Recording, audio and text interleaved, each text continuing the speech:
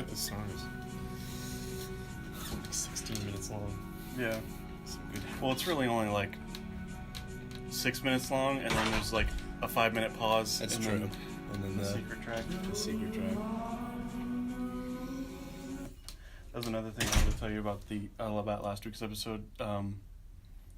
Hours after I uploaded it, Yeah. I immediately got an email that said, "You have a copyright claim on your recent video for Jim O'Rourke's blah blah blah blah blah." Yeah. So What was that? I mean, it was a cover, right? yeah, but it was from his album Eureka. Right. Well, It's still like a commercial. song. Right. I couldn't remember the name of the song. It was called "Women of the World" Women of the World, right? Got it. / prelude to something. Some numbers, yeah. Yeah. Anyway, O'Rourke likes numbers. Jimmy O'Rourke likes numbers. Jimmy O'Rourke. I was thinking that might be an album we could do in the future if we ever do this again. That could be a good one, yeah. I'd love to talk about that one. I have just a list of ones that I. What's on the list? So my I was thinking of them earlier today. Someone asked me personally on my Twitter to talk about Logan Whitehurst. Do you know about this guy? I don't. I haven't heard of him. Huh. Like a really underground indie musician from the 90s or whatever. So There you go. there's one. That'd be cool. Soft Cell, That do would some be new good. wave. Fiona Apple, Tom Waits. Some Waits. Swordfish trombones. Yeah. Yeah, good one. These are some people that I've always wanted to get into, but haven't yet. Yeah, I feel that. Ooh, Eminem. That would be interesting. Yeah. Yeah. Whitney Houston, I thought. Janet. We could good. do some cheesy 80s stuff. Yeah. Try to find some beauty in We there. have to cover that ground. Yeah. Yeah. And Prince along with that. Nice. That Beat Happening album that I'm Oh, not yeah. familiar with. Jamboree. I know you like it a lot. That one's good. Yeah. Yeah. It's like, it definitely, because the self-titled feels more like a compilation and or a mixtape than a record. And Jamboree actually does have like a coherent build to it. But Yeah. These are, so this is what I got. Martini Ideas. I'd let the record show that this is a note titled Martini Ideas Yes, Martini Ideas. on Matthew's laptop. Is this a MacBook 13-inch? I believe it's a 13-inch. 13-inch. It's from, 2012. let's look about this Mac.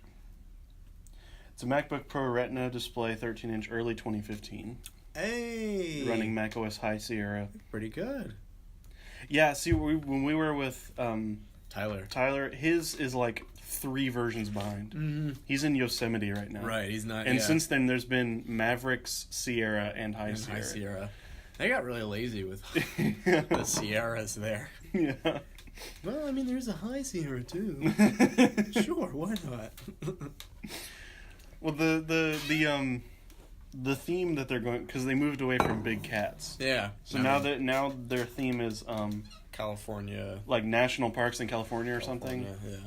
So it's not a huge pool to draw Yeah, from. right, So that's they're gonna true. have to change it at some point. They made a bad choice that perhaps they Yeah. now Eventually, regret. they're just gonna be like, Epcot. Yeah. That's also in Oh wait, that's Florida. Yeah. No. No, it's gonna be like macOS California Adventure. Yeah. Like Route 66 or something. Yeah. macOS Venice. Boardwalk. macOS Donald Trump's Hollywood Square. Hollywood Star or whatever. Yeah. What if you were like an OS X like theme designer, what would you what theme would you instantaneously choose? Like what do you Like think for the names? yeah. For For the nomenclature. That's a pretty good idea. That's an interesting question. Good question, right?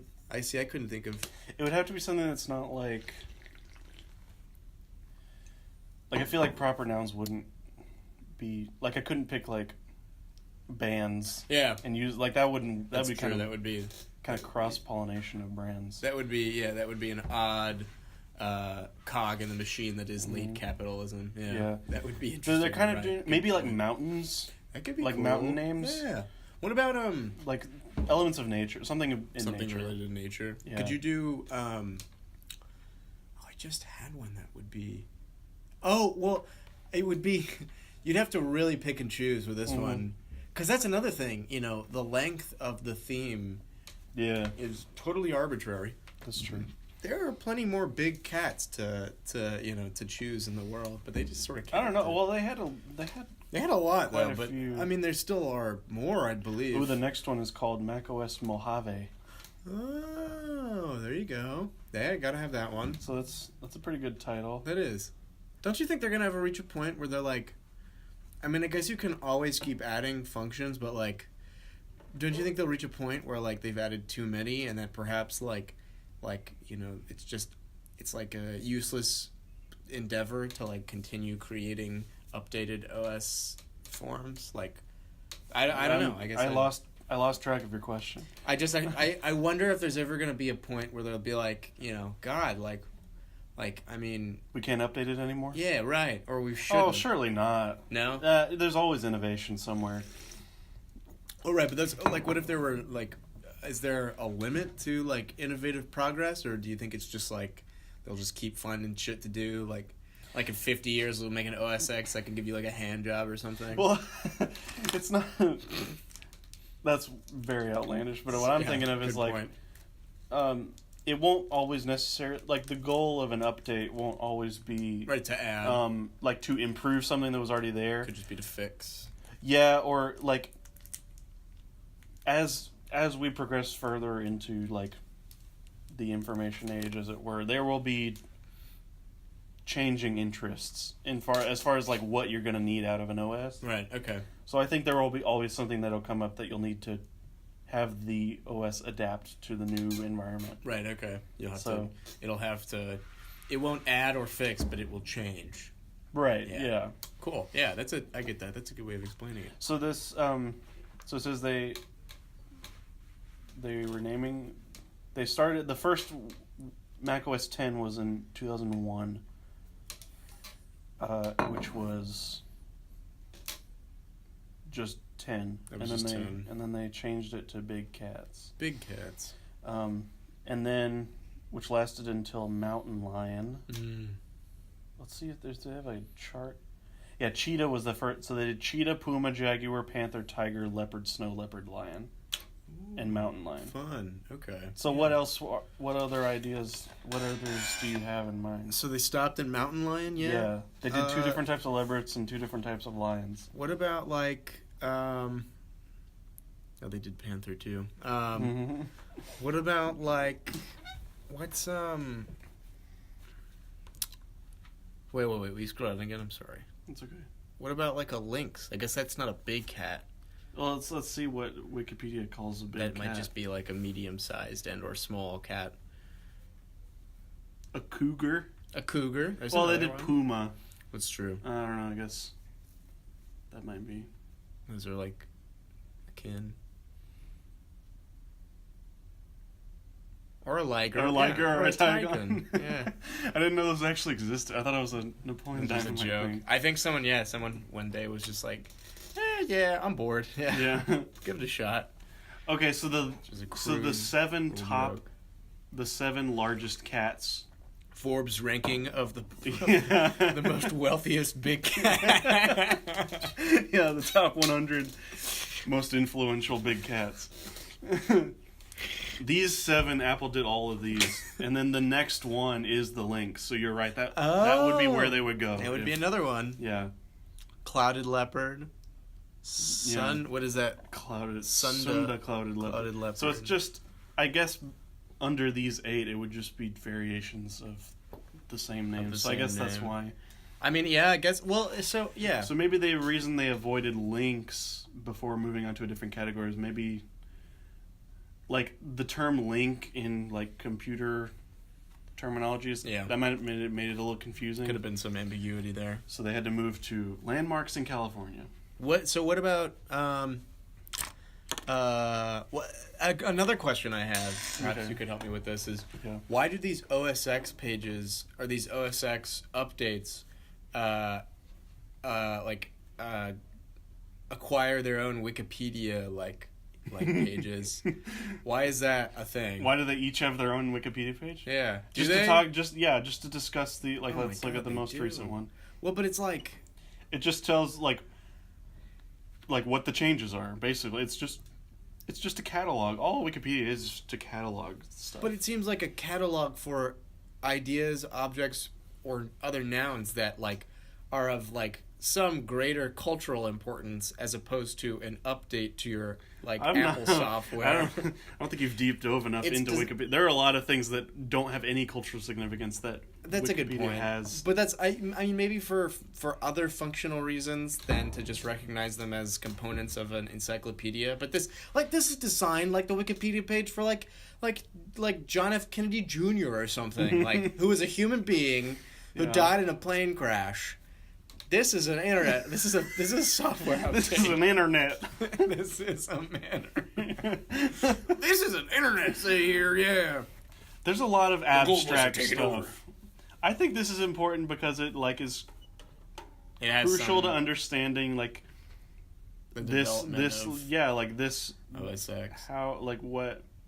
I get that. Yeah, okay. I mean, as far as Macs go, and Macs being like one of the two most popular computers ever made. Yeah, this is an integral component of like you got the hardware and the software, and this is the software. The history. That's a good point, but it's just I don't know. It still seems like it's encroaching upon a territory in which it doesn't belong, and perhaps like would never belong. But like I can see it. Well, I see these arguments for including maybe it in Wikipedia. Well, maybe the reason it's in Wikipedia is just for like. Documenting, like for evidence of like completion. Like Wikipedia like has an article for every single one, right? Just to say that they do in case something you may need it. But if you want like actual like helpful info about these operating systems, you can just go to Apple's website. Yeah, which seems like I guess So I guess what I'm saying is this isn't necessarily the primary source of information for this particular component, but it still seems like it's designed in such a way that it gets a cultural pedestal. I don't know, but I do see your points. I see the argument, and you make a really good point in the sense that Wikipedia is kind of like, the bomb shelter of culture. It's like everything's here in case we need it. Like, it's and it's accessed so often by so many people, and it's like directly connected to Google because pretty much anything that you Google, the Wikipedia page will be one of the first results. Yeah. So it's pretty much a very accessible and well organized hub for information of all categories. Another question: do you know? I'm not sure if you heard it, but perhaps 10 or 15 minutes ago, I made a very soft Alex Jones reference. No, I didn't hear that. Said, the globalists are taking over. Oh. Do you know by chance what his Starbucks order is? Because I do, and I want to tell the radio. Is it like a glass of whole milk? Give me three more guesses. I'm gonna guess it's nothing with coffee in it. That's guess number 2. What's guess number 3? Nothing with coffee in it. Well, like he seems like too. He wouldn't ask for culturally like out of touch to give me black coffee. No, like even that, like it's like hip to drink black coffee. That's true. Like I have like one of my cousins who's like rock climbing, man bun sporting. Yeah, he drinks black coffee. He lives in Austin and he like is a graphic designer. He drinks black coffee. Well, but you find people in crime movies in the 50s getting black coffee. I mean, it's been around for some time. I mean, I guess, but I mean, I'm just saying. I feel like someone that far on the right just wouldn't hop like it's that like way. No offense to my dad, who I'm about to mention right here. He doesn't like coffee at all. Okay, yeah. And he's like a very kind of. I don't know what I'm even saying anymore. I'm trying to connect it to his personality somehow. What does he drink for caffeine, if you don't mind me asking? Not much, really. Okay, I don't think he does caffeine. He just runs? He'll have a soda maybe every once in a while, but he doesn't like tea or coffee. Okay, yeah. And he really likes milk. So he'll either drink just straight water or milk. Okay. Or like a like he has he puts like little energy squirts into his water. Oh yeah, something like that. Yeah, Propel, cool. Gatorade. Yeah, Propel or Gatorade. Yeah. Hit him with those. Yeah, he's not huge into caffeine. So what I'm saying is like Alex Jones doesn't strike me as the kind of person who would drink black coffee. Drink black coffee. So what's guess number 3? I'm gonna guess like. I'll give you a hint. It is, to some extent, a rather specific and like learned Starbucks order. It's not something. It's one of those where the tag is like super long on the cut. It's medium long, but it's like I would say it's not something that someone who's never been to Starbucks or doesn't go to Starbucks often or isn't well acquainted with like the nuance of coffee would know to order. It wouldn't be that? Yeah. Okay, so he's tweaked this one enough to where it's like It's like him. Yeah, okay. It's his drink. It embodies. Well, then it could be so specific that I don't even know. This is kind of unfair. It's pretty specific, but I just want to see like your ideas because I think you could. Well, I think it would be like a latte with like as much whack, like sort of different ingredients it would to dilute the amount of coffee percentage in there. So it'd be like 3 pumps of foam, 6 pumps of milk, and like 2 pumps caramel, like something. 1 shot. Yeah. So it's like it ends up being like 10% coffee and 90% detritus, like dairy, sweet detritus. Yeah. What about guess number 4? Because you were pretty close on that last one, but I was still had some room for improvement. I don't know if she wants to do that in here. Yeah, I can't. I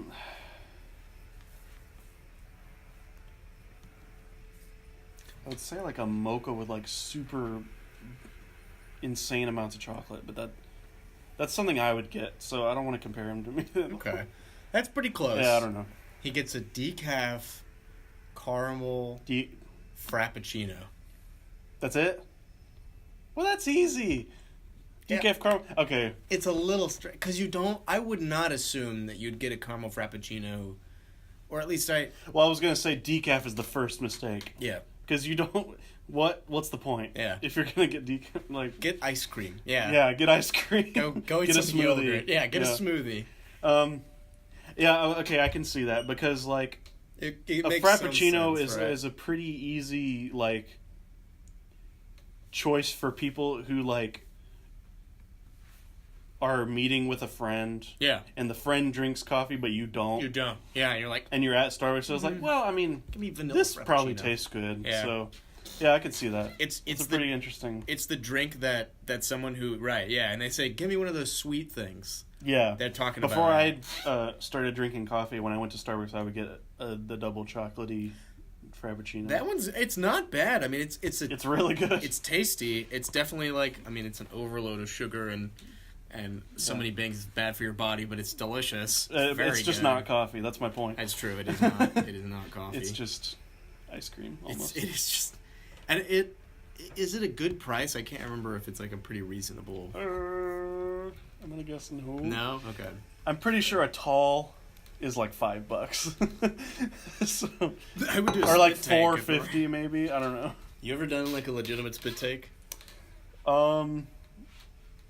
And like where it's not like staged. Yeah, and or like a really like an anger infused spit take, not like a. It would be like a. No, what? I can't say I've done that. No. Probably I've like choked on my drink, right, like when I'm laughing at something ridiculous. Yeah. Right. Okay. But that's the closest I've come. Our mics haven't been on this whole time. Really? Our mics are on now. Oh my god. Welcome to the final episode. Okay. Mackenzie was texting me and she was like, I don't hear anything. Oh my god. Now I hear you.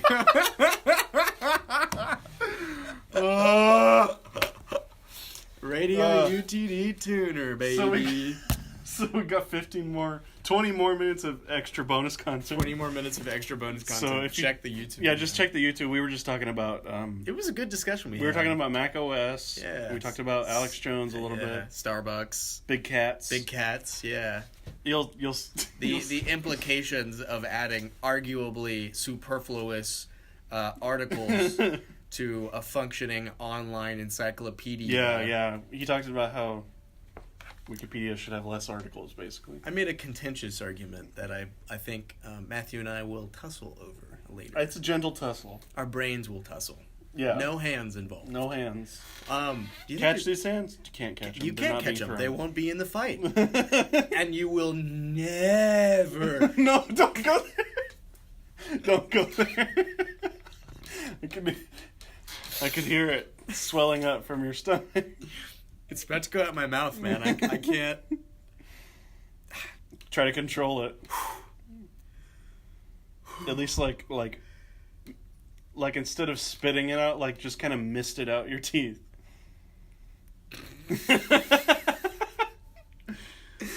I haven't a goddamn clue how to do that. Metaphorically, not literally. Not literally? Okay. I was like trying to position my tongue in this really complex... That meant just like whisper it, basically. Beef nuggets. Yeah, there you go. Beef nuggets. There it is. You will never, ever feed me beef nuggets. Bitch. It sounds like a Jim Carrey bit or something. It does sound like a Jim Carrey bit. No. It's pretty crazy. It's smoking. Oh, God. Anyway, do you want to do the intro now that we've completely ruined the first part of this? Good point. All right, you ready? I brought a new shaker this time, but it sounds exactly the same as the last one, so it's just better, I guess. Is there same It's the same material. stuff? Yeah, I think it's also couscous. But it's just a different It's bottle. just a different bottle. Yeah. Here you go, ready? New and improved. New and improved. Martini Police! Martini Police! Martini Police! That was a good one for the last one. Yeah. So this is it. The end of the road. The end of the road. How do you feel? Touched. Have we come far or not really? I would say that we've come far, but within the confines of this small studio. So outside of this, reasonably sized room, I would not Yeah, physically we haven't moved at all. We haven't moved. Yeah. We don't move during this podcast, and you will never catch me walking out that door to get some beef nuggies.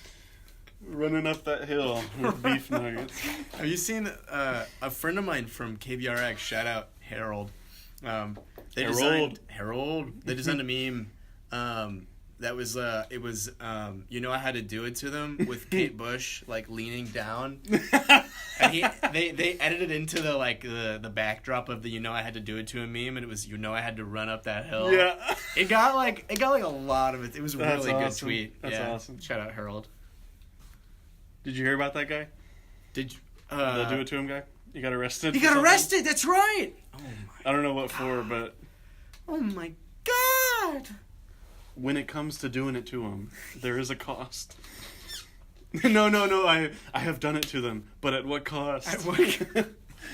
Look, man. It's Wario in the. You know he had to, man. Yeah.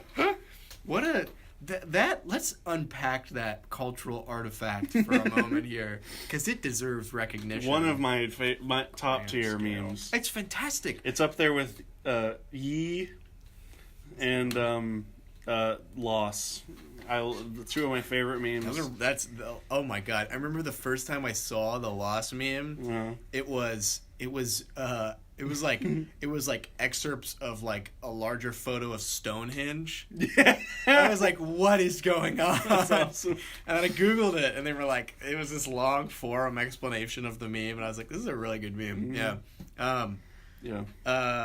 What? Oh my God! Like, all he did was post a picture of him with his hands, his fingers, intertwined, and his shoulders jutting out, and his legs. Very powerful stance. Yeah, in like a first position thing. Yeah. And he just said, I had to do it to him. A West first position. That's true. It was a West first position. Yeah. We do third position, which is one of these. Oh. Which, completely arbitrary, but It's a Plano thing, I guess. Yeah. The Jasper one was just this. I knew Lame. there was a kid in our band that we did that once for a set in our show. It was only in our like pep show. Like we had to do pep something rally? for the it was at a football game, but it was for the Plano West Royales. Was it when you like went down into the field? Yeah, it was some cadences. One of those times, yeah. And we played a stand tune. And this friend of mine, he plays saxophone. Mm-hmm. He did that. He put his feet together, as we were told to do, and he locked his knees as firmly as he could. Hit the ground like 5 minutes later. He's fine. It was grass. Mistake. Yeah. No, it was like we all just boom. Like it was pretty. Did you stop or did you keep going? We kept going. I think we might have not been playing at that moment. We might have been in like a rest. Oh, you were just standing. Yeah, okay. and he just popped. Yeah, that's. Like a balloon. I've always feared that happening. It's scary, right? Because you're up there for so. It never happened to me, even though I was tenors. Yeah, which is like the. Is someone calling us? It's Mackenzie. We have a caller. Good evening. You've reached the Martini Police.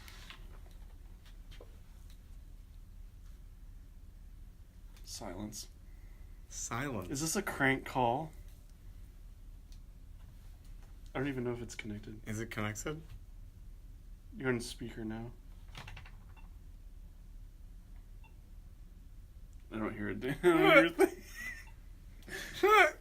Well, how did she get this number? It's on the website, actually. Yeah, I guess it is. In fact, I've called Dawa during his show. You've called me during I called my you. show. That's right. Yeah. I did that too. Yeah. And I was like, why? Oh, is it ringing again?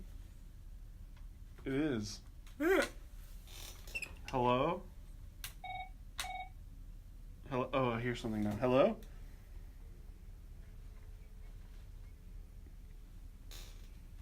Can you say that one more time for me, please? Is your refrigerator running? You want to take this one? Oh, sure. No, Caller, thanks for that. Caller, thanks for that great question. Could you take it off speaker, actually? Yeah, take it off speaker. I gotta adjust this personally. Hi, caller. Are you still there? Caller, are you still there? Are you still there, caller? I think she hung up. What were you going to say? Just that was a good question and that we would talk about it on air. But I was going to be like, for president. Yeah, right. For president. I don't know what the best comeback to that is. That's a tricky one because you don't because it's like, well, you better go catch it, and then that's the kind of one that someone runs away from you after saying it because it's like they're too scared to see your reaction afterwards because you might just clock them in the face. It's like that Vine where he opens the door and goes, blip, and then runs away. He runs away. This bitch empty. Yeet! Yeah. Your Vine compilation is truly some of the best on the internet. They are my favorites. They're really good. Yeah. You picked such good Vines that you really can't find, elsewhere. But it's that's why I called it the foolproof Vine. It's compilation. The foolproof Vine compilation. For sure, these are rare. These are rare Vines. Oh, you get the black. How do you do that? I got the night mode. You go into your so dark theme. Does this mean you can browse? Is this it turns into Pornhub. Tor, right? Oh, yeah. That too. Oh, what did you think it was? What were you going to say? Well, if you turn on dark theme, then YouTube becomes a functional replica of the Tor browser, so you can use the dark web. Purchase a Hitman. That's pretty good. On YouTube while checking out your favorite Melonhead reviews. Yeah. Yeah. Did you watch the new video for the Parquet Court song Freebird 2? I saw an ad for it, actually. It was in a pre-roll ad. So that's what I saw. But I didn't see the video. It just came out today, actually. Oh, really? It's pretty good. Nothing special, but it's they filmed it on... they're just kind of in a room, just kind of playing. I think they filmed it on 35 millimeter, so... That's pretty sick. Pretty sick. In this final episode of the episode... Final episode of the episode. Let's go back and see which episodes got the most views. Let's look at our analytics. We got a numbers guy here on the scene. Yeah, we're bringing in our accountant. His name is Webster. He wears glasses and he's a nerd, and we beat him up. What's up, Webster? Oh, hurt me. We just got busy cranking Webster. We just cranked him into infinity. Just cranked him into infinity, baby. Yeah. Videos. All right. So our the only Martini. Oh, we have Roman New Time is the top 4th video of this week from my YouTube channel. There you go. Oh no, the last 28 days. Oh, okay. That's fair. So in the last month, this is the most popular one. The one about Roman New Time. One. That's so, because it's like... That's good. That's really interesting. Yeah. Because that's arguably the record... The most obscure one. Yeah, the most obscure. That has the the least well-compiled fan base. Mm-hmm. That's so interesting. Well, let's see. That's by watch time, by minutes. So if we organize it by views, then the most one is the Frank Ocean one. And then after that is the Dark Throne one. Dark Throne, okay. And then after that, it's the Europop one. Interesting. This one still has the most views out of all of them. It has like 43 views, I think. That's amazing. Do you know where people are watching these terrible videos? That's a great question. Well, there is 0 female people watching. We have just a blue circle. Just a bunch of dicks. Yeah. Yeah. Mackenzie said, I said, is your refrigerator running? And she said, yes, soy, better go catch it. I think she must have meant like so-I, but like, it just looks really great. Like, soy. Soy? Soy? Yeah. So let's look at bunch of men. Let's look at the Europop one. Hey. Let's do some highlights, just like a review. So 31% of watch time on the Europop video is in Colombia. What? 20% in Peru. 17% in the United States. So third place for the watch time percentage is the U.S. Is in the What in the world? It must be. I heard on NPR that. So Colombia watched this more than Natter did. I heard on NPR. You hear that? Fuck you. That Natter is not giving our videos enough airtime. That's what I heard on NPR. Oh yeah, on NPR. We were talking about. And then we got 12% from Canada and 9.7% from Poland. 12% from Canada. Who? Show yourselves. Yeah, really. I was listening on NPR. Apparently, in Peru, due to like scattered sources of mining throughout the country, there's like a high supply of lead, arsenic, and mercury in the water and soil. So that must be people are getting poisoned by these terrible chemicals and then watching this shit and they're like, this is amazing. Like, that's the only reason what they do on their mercury high. Mm-hmm. It says the highest number of viewers stopped about 1 minute and 38 seconds in. The rest of them 58 or like in between 50 and 10 seconds. And we got a couple at the end there, yeah? Yeah, this is the 1 minute 38 seconds. So this is the most someone watched it. Gotcha. Okay. Average view duration. Oh, this is even smaller. So is the argument here that like no one watches our videos past 2 minutes? Yeah. Literally like 1%. Well, it's a 2-hour video. Well, it's a good point. It's a podcast, so it's a podcast. If you don't know podcast, you shouldn't watch this. Yeah. You gotta know podcast. In fact, if you don't know podcast and you're listening to this, turn it off. Yeah. Get the hell out of here, you stupid beef nugget asshole. Beef nugget looking ass. You beef nugget looking ass. I will never have you listen I like to my this. radio show. It says gender, male, not applicable, female. So does that mean all of our viewers are non-binary? It must be. Because that's pretty cool. That's neat, yeah. Shout out to the NBs. And our video on Eiffel Pop. Eiffel Pop? Yeah, Eiffel Pop. It's a portmanteau, Matt. I love Euro understand. 65. That also sounds sick. I could see yeah. Euro 65 being their band name and Eiffel Pop being the name of the record. I bet they started out as... It would be the same exact music. I bet they started out in clubs DJing as Euro 65. There you And then they changed it. They like went to Paris. Once they relocated to France, and they were like, "Oh my gosh, the Eiffel Tower! Look, it's amazing!" And they gained French accents despite being. They went right through the border. Where are they from? I think they're like German. Yeah. Belgian. I don't know. Viennese. I think maybe just British. Italian. Duh. Oh, that's right. They went from Italy to Paris. Oh, the Eiffel Tower, yeah. Oh! They felt it in there. Oh, this freaking album is still infesting our podcast to this day. Mackenzie just said the word Belsh, which is Belgium Welsh. British Welsh. I love... This is like live tweeting. It's this good. Is so great. It is. It's like live tweeting. I can't... She is our, like, most dedicated viewer. She is the most dedicated viewer. Yeah, fan of the show. So, fan of our output. Yeah.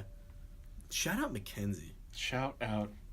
Mackenzie Payne. So, yeah. So the most... It looks like the besides the Banjo-Kazooie cover, which always is the top on my list right now. That's so... How many views does that have now? It's at, like... 50K, something like that? I don't know. Where's the views? That was in the past month. I think it's at like 30,000. 49,000. Wow, that's amazing. That's pretty good. Double that. You literally are at 100,000 views. Yeah. Or like pretty close to it. I wish I'd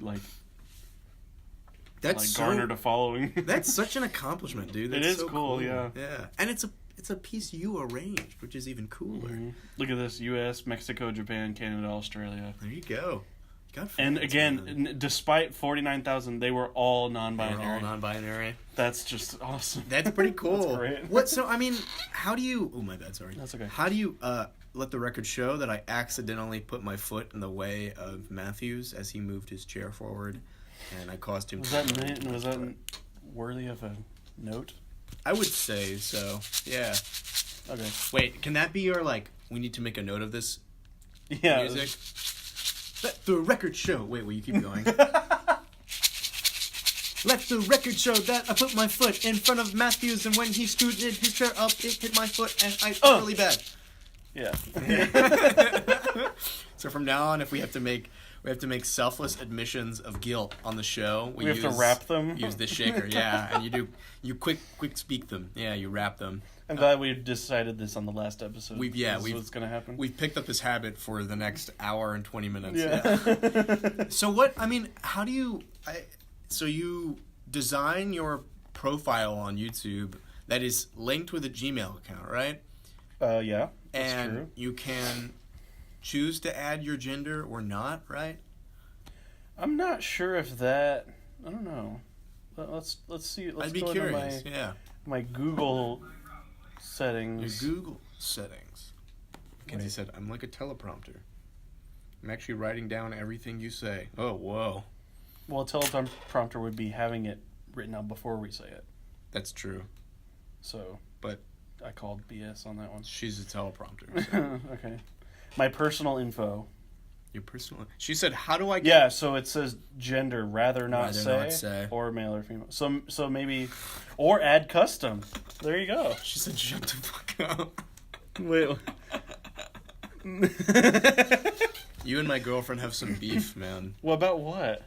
About her, yeah. She said she's a teleprompter, and you said she's not. Yeah.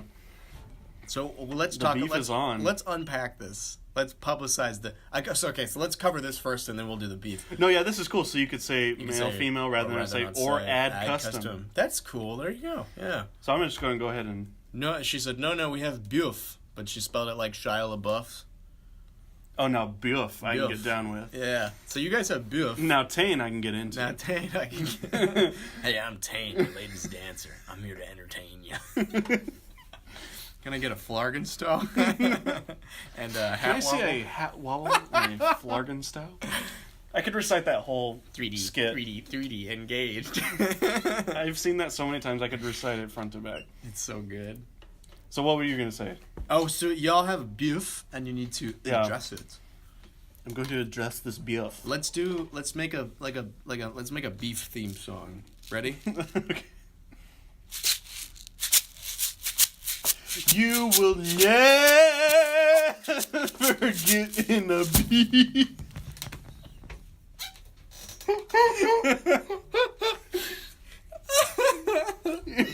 The size of your mouth was just amazing. You're very welcome for that. That was something for the ages. That was. Did my mouth really get that big? It was amazing. It was like a cartoon. Yeah, I'm amazed. I was just trying to trying to make sure that we know how much of a disdain you have for beef nuggies. Yeah, or any kind of beef in this case. Any kind of beef, yeah. No, beef nuggies. Beef nuggies. Yeah. So she said, no, we have beef. And then she said beef. And then she said, I smell like beef.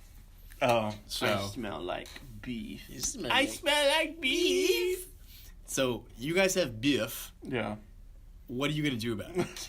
Are you going to say something? I think I'm going to deny allegations for now. Yeah? Hold off questions. Hold off questions? Mackenzie, what are you going to do? Text it to me. We'll await your response. Mm-hmm. No, she's texting. Okay. She said, I smell with only one L, like B-E, capital, and then space E-F. And then she said, I'm going to deny your deny. Deny your deny. So. Well, we could go on forever. You're in a spot here, my friend. What do you think I should fire back with? I don't know. You have to pick something that'll get you through here. Some important tactical decision must be made. Okay, I have an idea. Okay. This is far-fetched. Lay it on me. No. Anything at this point. Yeah, anything so, works. Okay. You get the ropes, cowboy. I'm going to mentally... You're at the driver's seat. Yeah, I'm going to... You've got the food. I'm going to mentally teleport... We have the utensils. Yeah. We're on CNN. I'm trying to focus Jake here. Tamper. I'm sorry. It's okay. Using my all the mental, all my chakras, all my sort of spiritual. She said, "Give me $5,000." She said, "Teleport $5,000." I'm switching. I'm using teleportation. I'm switching Evan and Mackenzie's eyes, so that Mackenzie is now looking through Evan's face at me. What? Okay, so now that's the case. Now How did you do that? So you have Mackenzie's eyes now. Yeah. Now I need you to look down for me. Oh God! Oh my God! Oh my God! Oh my God! Oh my God! Take that. Oh my God! Oh my God! Oh my God! All right. I don't think I can continue this podcast. I'm gonna have to leave. I'll see you, Matt. You can just keep my shit. I'm just gonna play Jim O'Rourke's Woman of the World now. She said, "Oh my God, you'll never believe this, Mac. You'll never believe it. I can't. What he just did defies the Geneva Convention in so many different ways, and you will never." Ever make me eat those cursed beef nuggets. Those bovine pellets, baby. Bovine pellets. Those burger bites. Oh, the precious burger bites. This is, oh my God, look. That's what I did. How did you guess? You didn't even say it. I didn't say anything. Oh my God. Oh my God. Well, I did it first, so I win. Yeah, he did it first, Mac. I don't know what to say. Oh my God. Oh my God, she said, I know. No, you don't know. No, come on. Was it easy to tell over the air? I don't think so at all. We're going to have our YouTube commenters tell us. Yeah. Tell us if you knew what I did before we explained it. This is such a unique experience. This transcends all visual, like memory-based communication. This is like a transcontinental exercise in semiotics. It's amazing. She said, "I knew it because I've done that before." Well, transcontinental. She's not. No, I know, but she's only. I'm trying to use big words to make it seem like some crazy social experiment. And then just say, like, intrastate. Yeah. Semiotic experiment. Interpersonal. Yeah. Wow. confusing. I don't even know what we were talking about. Oh, the beef you guys had. Well, before that, like even. What we were talking. Oh, how did we get here? Talking about. Oh, we were talking about the. We were talking about how you can select your gender. How you. No, can, like even like what brought me to look at the analytics. To look at YouTube. Well, we were talking about the stats of our views of our videos. Oh yeah. Okay. And we were like doing some sort of compiling thing. Yeah. So anyway. What? If you had to pick one episode of Martini Police, with which you lied in the grave, which one would it be and why? Like, which one would I go to the grave with? Is that what you're asking? Yeah. Well, I don't. I don't know, man. It's a tricky one. Either right? the Europop one or the Dark Throne one. Yeah? Yeah. Or the one we did last week. Yeah, that one was good. fun, yeah. I would honestly pick the same three. Yeah. I think those are our three best ones. Those were good, yeah. We had a lot of fun on all of those. Yeah. Dark Throne one was great because we got to talk about like a really influential record with a lot of rich history, which was a great pick by you. But it was also pretty like left field. It's true. It was an interesting piece to dissect on the radio. Yeah. I liked your first pick. I liked when we did Liz Phair too. Oh yeah, you like that? Yeah, because that's a record that I still like after we talk about it. That one's really good. Yeah. I mean, she's very talented. I'm glad that you exposed me to that. Oh sure. Thanks for letting us chat about it. Yeah.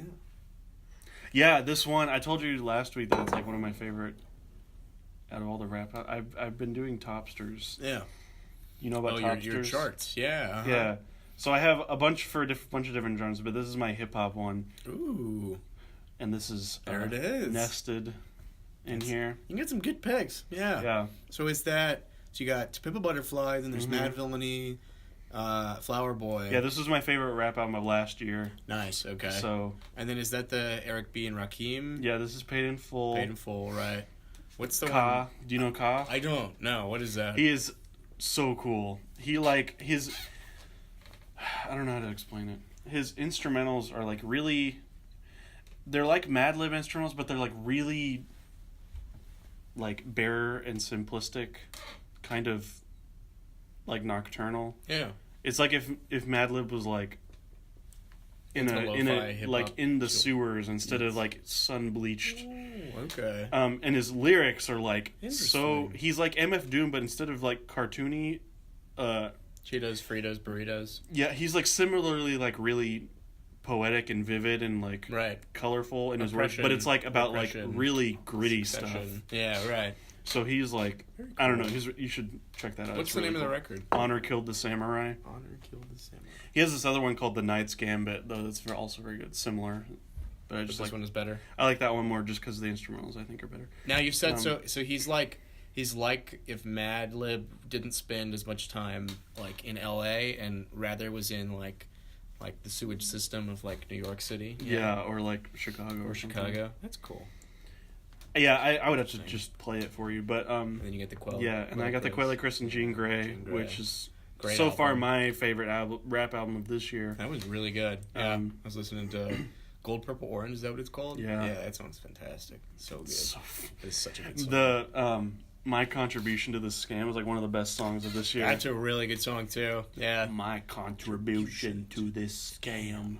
It's like such a great introduction to such a like densely packed and like thematically organized record. Yeah.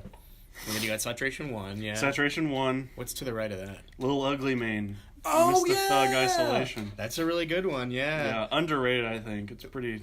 What's the one with Leonard's Lake? Is that the one he put out after this or before? I don't know. I don't think that's on. It's on that one. I think it's on it. Right. I think it's on a different one. It might be on. It's on Oblivion Access, which was his last release before he started doing other stuff. Yeah. Very cool. Yeah, Little Ugly Mane's one of those guys who has like. He like makes his catalog like intentionally like really hard to find or sift through. So the stuff that's like risen to the top for me is this album and his Third Side of Tape. Yeah, it's like a compilation of like a bunch of different stuff. You make a good point. He does kind of intentionally He's kind of nihilistic. Stuff his records, yeah. But it's like he's just so talented. He's such a unique view on hip hop and production and He's a big pioneer for like internet rap. Yeah, along with like Young Lean and Bones and right. And what's like the Wicca Phase Springs Eternal? Is that the name of that project? I don't know what that is. Something like that. I think it's in that same like kind of cloud rap. Yeah, like cloud rap. Yeah, maybe kind of vaporwave. I can't remember, but okay, cool. Yeah, and then you got 93 Till Infinity. Yeah. Yeah, and then I have this. I think this stuck out to me more. Of course, it wasn't until after 2016. Like, it came out like the very end of 2016. So it didn't take it took a while for me to soak it in. So it didn't make my list of that year. Right. But then after, in the next year, I listened to it more and got back onto it. I like it even more than like Low End Theory because just like it's so cool how they were able to. How their sound aged so well, and they were able to make it in like today's rap environment, with new artists, and it just sounded just as fresh. Just like they did, It's so their tenacity as a hip hop outfit is like, it's so unparalleled. Like they have always been such a powerhouse of style, of expression, just extreme, like, just pure mastery of, like, the hip-hop art. Like, they're just, everything they do is so good. And it's, like, even the production, but, and then, of course, in the wake of Fife's passing, this was certainly more memorable. Yeah. Mm-hmm. And they did, like, a very good job, like, tributing him. Yeah. It wasn't distasteful. Like, there was verses that he had already recorded anyway. Yeah. And then the way they tributed him at the end was pretty nice, good. Too. Did you see the SNL performance of what's the like lead single? We the People? Yeah, I don't think I saw it. It's great. When Fife's verse goes on, I highly recommend when Fife's. What do they do? They drop this banner from the top of the stage, and it's just this great like Basquiat-esque like mural of Fife. Yeah, that's cool. Pretty cool. It's super sick. That's awesome. And Q-Tip and Ali Muhammad are just kind of like, they hold their mics and just look at it. It's great. They just play Fife's verse. That's cool. Yeah, that's really great. Nice. Well, great picks. These are great. Yeah. Fantastic. So, what are some of do you have any other charts you'd like to? Yeah, so I have one for metal, I have one for ambient, I have one for punk, and one for vaporwave. Let's do punk. I want to see punk. Yeah, and then punk picks. Good. Oh, yeah. Kind of diverse. Interesting. Because the thing about punk is like, albums aren't like, there aren't a lot of great albums. There's a lot of great singles. Yeah, that's true. Like, I would say some Dead Kennedys songs would make it to my top. Like, if we were just talking songs. Singles. Yeah. Oh my God, such good songs. But as far as albums go, these are my favorites. Yeah.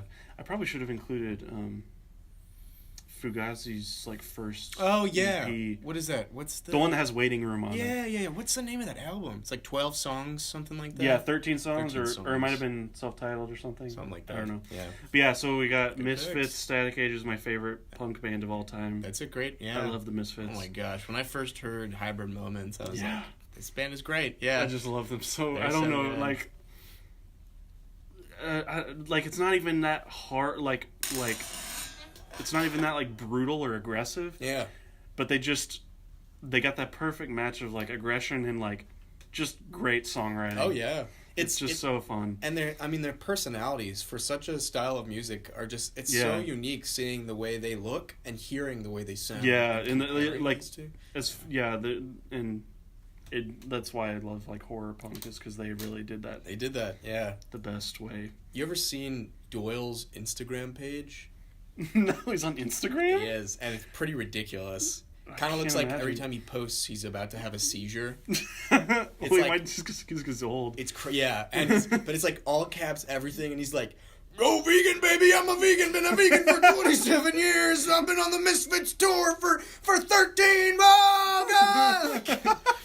You can hear the hair gel he has. Like you can hear it. It's loud. Man. Oh man, yeah, that's pretty fun. He's great.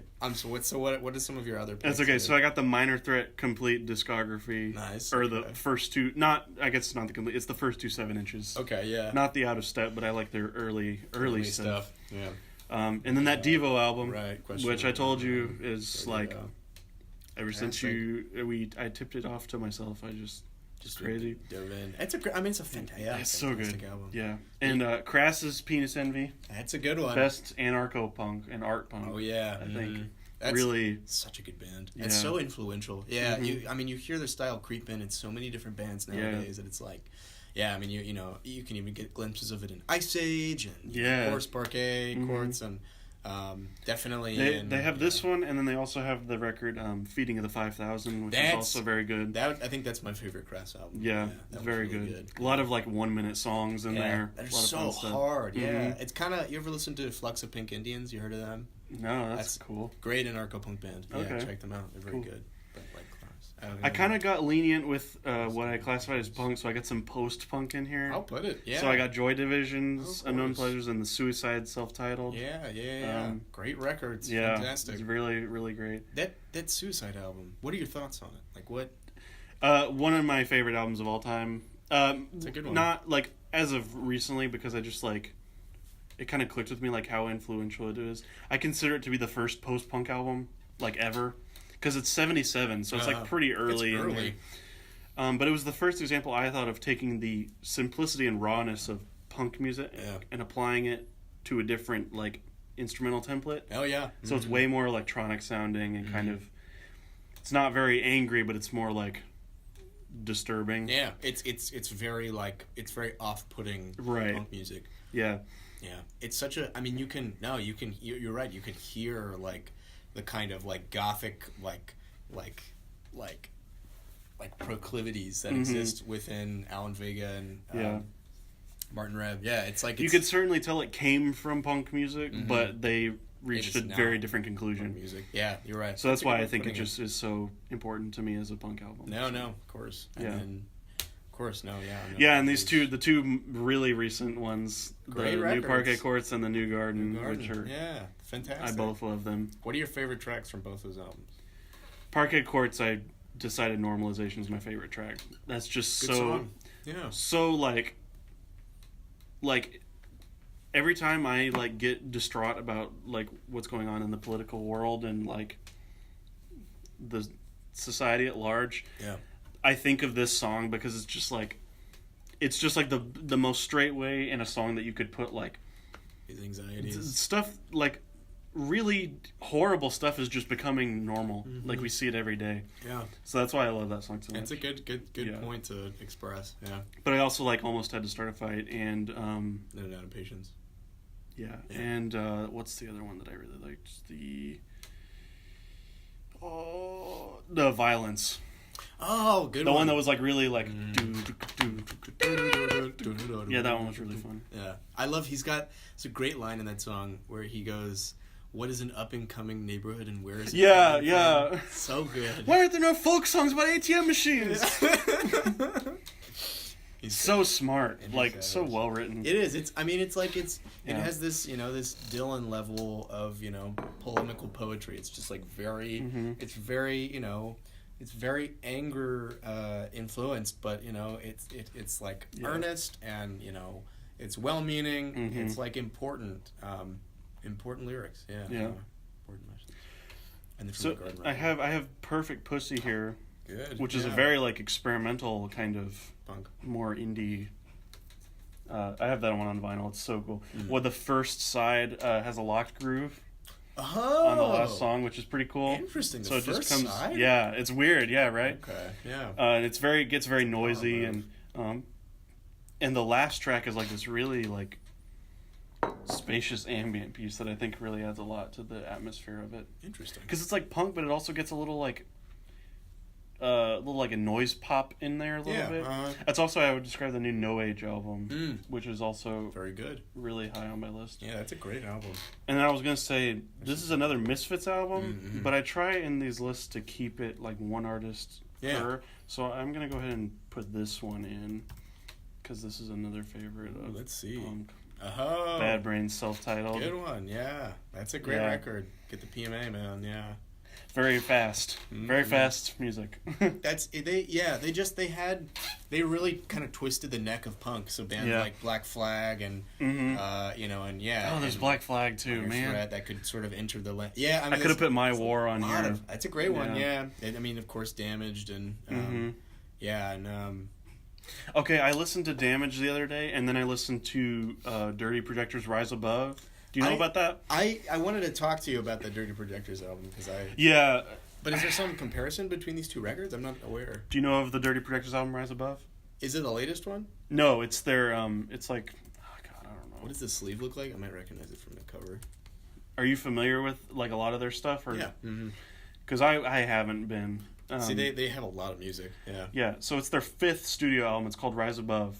Oh, okay. I've never heard this. And what it is it's David Longstreth's interpretation of Damaged 15 years, like he hadn't heard the album in 15 years and tried to recreate it. Without hearing it. Interesting. So, like, there's a lot of the same lyrics and song, like, stuff. Like, there's a Rise Above, and there's a Six Pack, and there's a Gimme, Gimme, Gimme, and Spray Paint. But stylistically, there's just absolutely no similarities. Totally like, it's so, like, gorgeous and lofty sounding, and there's all that crazy guitar work that David always does. He's unbelievable. And the female harmonies with Angel and Amber, and sounds nothing like Black Flag. Nothing like Black Flag. That's fantastic. Even just from the sleeve, you can infer that this is going to be... It is very interesting. But that's so neat. I'll have to give them a listen. Yeah. I have mixed feelings about them as a band. What's the name of the latest record? Lamplit Prose. Lamplit Prose. Okay, His newest one. Now, I read your review, and I have to say, I totally agree with you. Really? Every record they've made has that same, like... It's kind of like like you get inundated with instrumentation. It's kind of like an excessive use of studio resources. It's the thing. Yeah, the thing about them is like all the elements separated, the crazy instruments, the weird production, the great songwriting, all those items separately. You'd think there would be things that I would really be into. Yeah, because I like a lot of experimental stuff. Like Animal Collective is a great comparison. I think I would make. Band. Yeah, good point. But I don't know, something just doesn't click with me. Some albums come close. Like, I think I really liked Swing Low Magellan. That's a great album. Some really great I thought songwriting. A lot of the songwriting was really nice. Oh, yeah. But I just think the instrumentals didn't match it.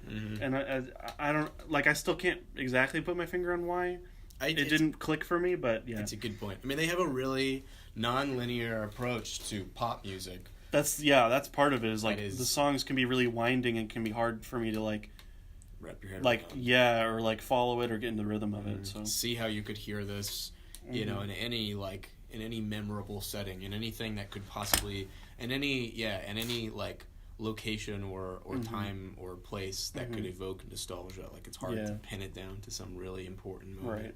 But it's well written. And it definitely has a lot of elements to it that are enjoyable. But overall, and I think this is a really fair assessment that you made, it doesn't hold up strongly enough to get a 1. I think it deserves a 0. It's not. It's like all the sounds are there, but they're just put in the wrong place. Yeah, that's just. I mean, like. Yeah, the like I said on my, I quoted the tweet on my regular account, and I just said that there are songs on this album that I do remember and that I really like the choruses of. Like, I think he's really... And I really like his vocals. He's a really... I really like the sound of his voice and his melodies that he writes for himself, but... It's great. He, like... I just think he too often, like, just crowds the mix with, like, these crazy guitar licks and arpeggios and all this kind of... Like, it's like... You need to back off just a little bit. Yeah, let the song breathe. No, I agree. And that's why I think when you go back to the songwriting of like Impregnable Question, or Fuck for Life, or like Swing Low Magellan. I mean, that kind of, it's that calm songwriting that really, he lets these melodies and these chord progressions breathe. Like, that's just, I mean, I would argue that Swing Low Magellan is like my favorite Dirty Projector song, just for the sake of, the fact that it's so much more relaxed. It is very, like, restrained. It's just so calm. You get bass and drums, one channel, acoustic guitar, vocals in the other. That's it. Nothing else to it. it's great. He's great. I do remember giving this self-titled one from last year a 1 though. Yeah. This one was Keep Your Name was. Really I thought it was pretty good. Mm. It didn't end up making my list. I think for pretty much the same reasons. Like, yeah, I really liked Keep Your Name. I liked Up in Hudson. I liked Cool Your Heart. But like the whole thing didn't stick with me. Yeah.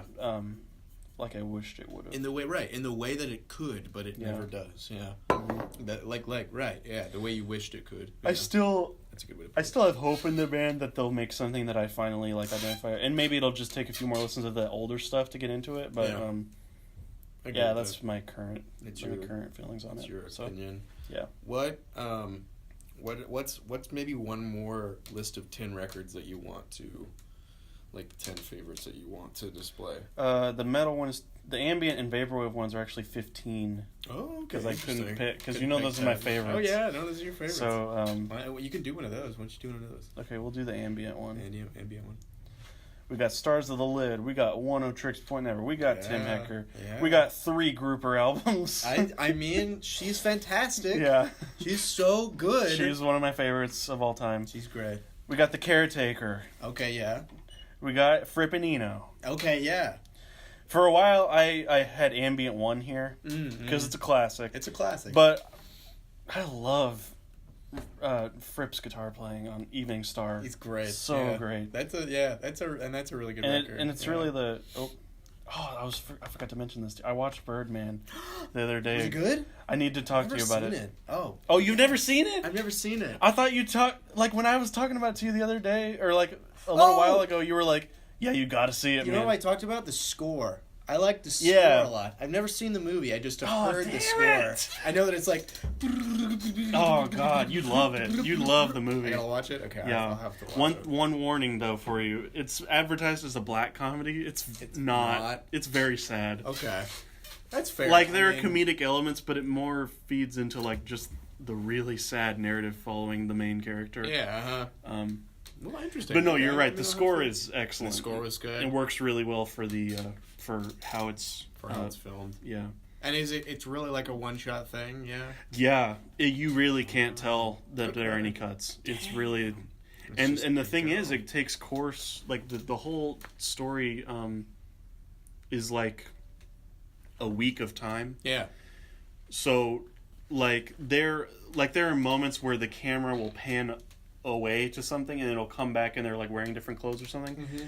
But again, there's no cut there, so it's just kind of it's more of a seamless transition. Yeah. So I guess in that respect, it's not like you like know it's not real time. Yeah. But as far as like the dialogue and how like the pacing of the story, it's like genius because it doesn't sound scripted. It sounds like the guys are actually having a conversation. Dialogue. Yeah. Like, and there are a lot of like really like well-known and like good actors in it. Like there are a lot of scenes with Michael Keaton and Zach Galifianakis or Edward Norton and Emma Stone, and like they all like do such a good job of just appearing normal. They're great actors. Yeah, it's really so that's so cool. Yeah, Michael Keaton has been in such a wide array of I know, right? I just the other day I learned he's Beetlejuice. I never knew that. He's Beetlejuice? He's Beetlejuice. I thought I guess that makes sense now that you say that. I think he's Beetlejuice. But I figured Johnny Depp was or something. Maybe he is. Wait, I'm stupid. What? Maybe that's Edward Scissorhands. No, yeah, he's Edward Scissors. I got that. I think he's in Beetlejuice. Is he in Beetlejuice? Yeah. Okay, yeah. You're right. Damn. See, that's crazy. So many movies. And he's Batman. Yeah. Yeah. Angry Batman. He's angry Batman with face. Which kind of puts Birdman into an interesting perspective because it's about an actor who's like past his prime and in his prime played a superhero. Yeah. And now he's trying to take to the stage. To do something else. Yeah. Well, was Michael Keaton? Okay, yeah. I'm sorry. I got Jack Nicholson was the Joker, right? In those '90s. Yeah, movies? he was in. Yeah, it was Tim Burton's Batman movies that he was in. Yeah. Okay. So anyway, interesting. So it's sort of like maybe it's like a connected narrative in some weird way. Maybe, but it struck me more as just like a meditation on relevance and the struggle between like making sure your art is like authentic to yourself as opposed to like commercial art or like money making content through the eyes of the business model. I get that. Yeah, it was very like it's a difficult compromise. Yeah, especially for an actor. There's a lot of stuff that resonates with. There are a lot of like different like shows and movies that resonate with me that talk about that. Very cool. So there you go. Yeah, that's. I think I have to watch it. Jesus. Yeah. The reason I watched it is no. Go ahead. Oh no! I feel bad. I lied. I thought you did. I was lying. Yeah. Yeah. Man. Sorry. It's okay. The reason I watched that is because a couple days before I watched The Revenant again.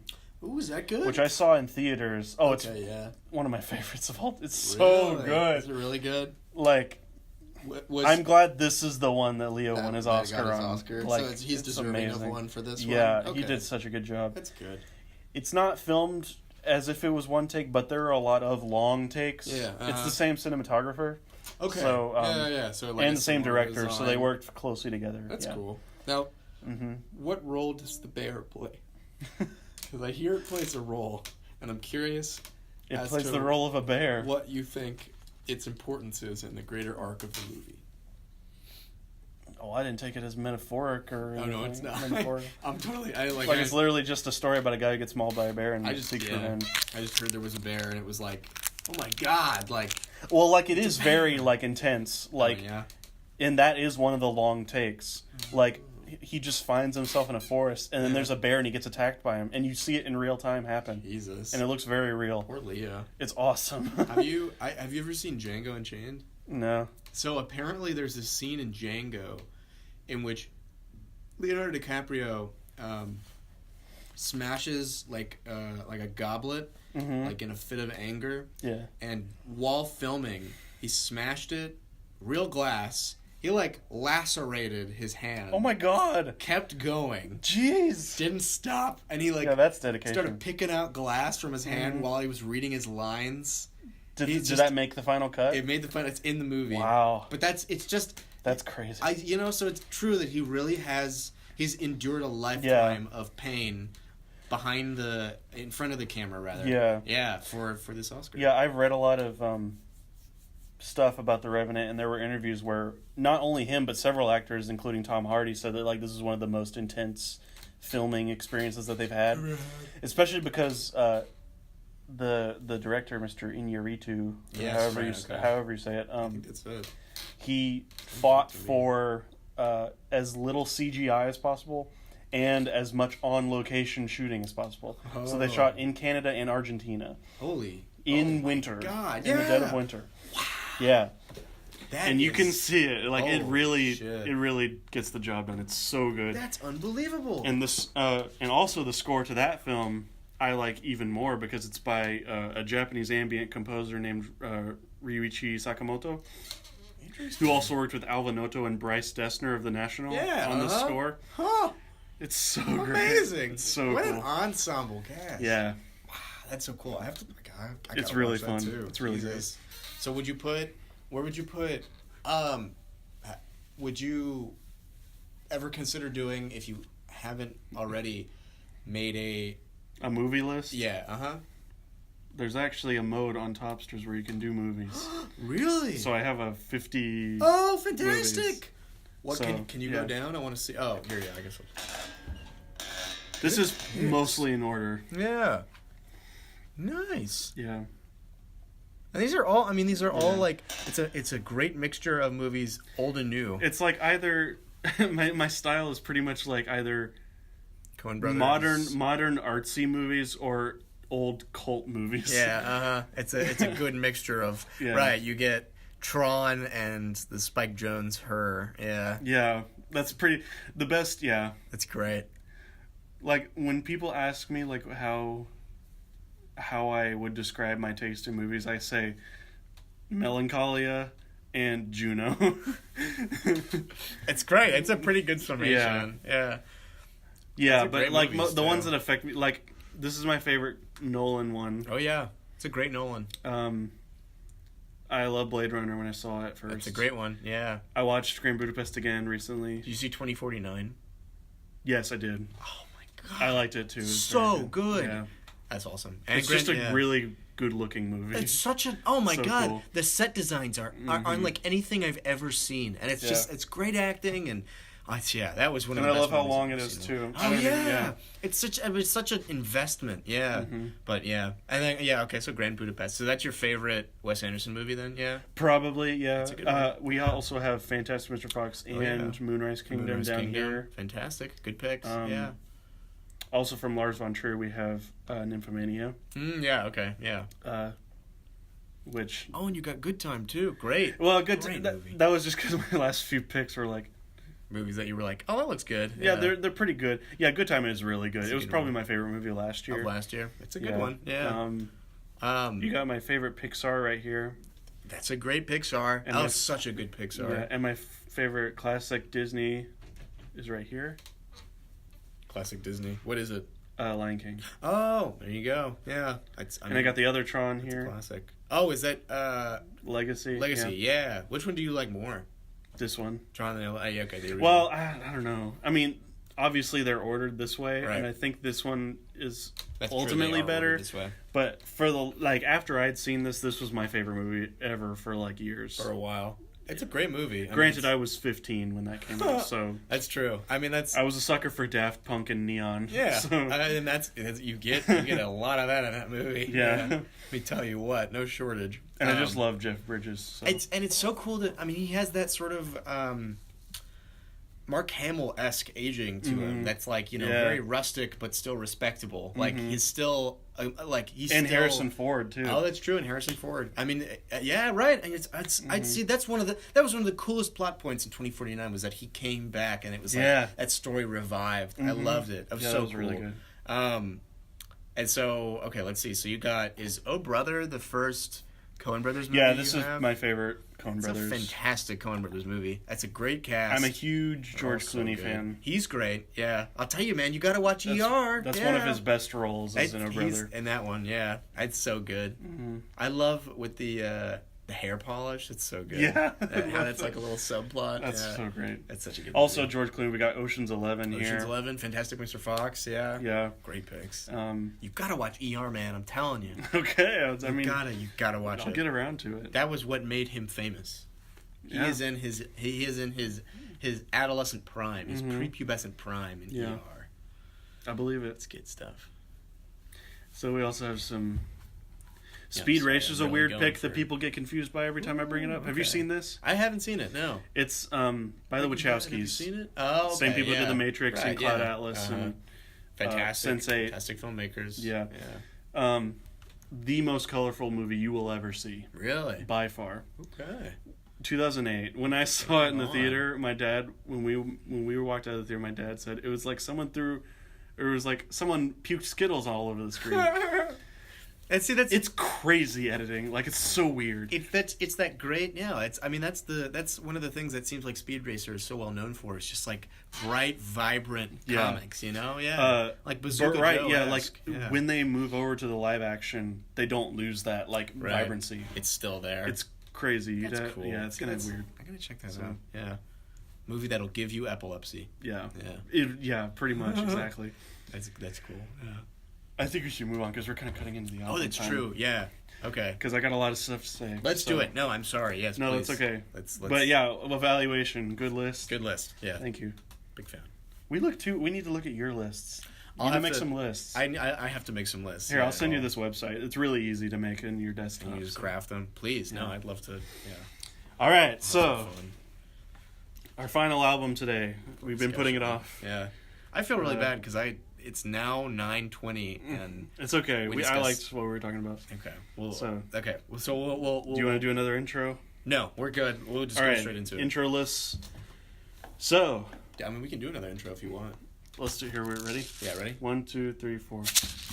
There we go. All right. That was good. That was good. Okay. So here we are. A Collision by David Crowder Band. 3 + 4 = 7. Yeah, what'd you think about that? What was your first thought when you saw that double title? Much like the interviewer at the end of the record, I think I just noticed it as an interesting component too. Mm-hmm. But And that's another comparison I'd make as a whole, as this record has so many elements of like some Bright Eyes themes to it. It's, Oh, okay. You have characteristics of Fevers and Mirrors and Lifted, Stories in the Soil. Even just looking at the sleeve, it's like...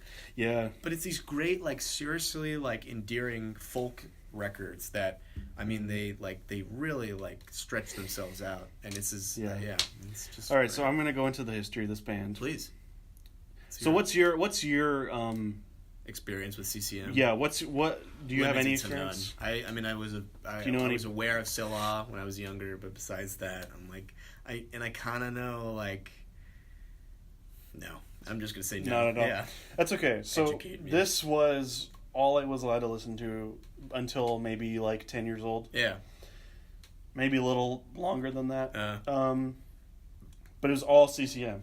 So I could name off the top of my head without looking at Wikipedia. You got David Crowder Band. You got Stephen Curtis Chapman, Amy Grant, Chris Tomlin, Michael W. Smith, Jars of Clay, Toby Mac, DC Talk. You got Jeremy Camp, Phil Wickham, Matt Carney, I think his name is pronounced. That's 11 that I've named. That's fantastic. Yeah, so that's yeah, you can go ahead and do it.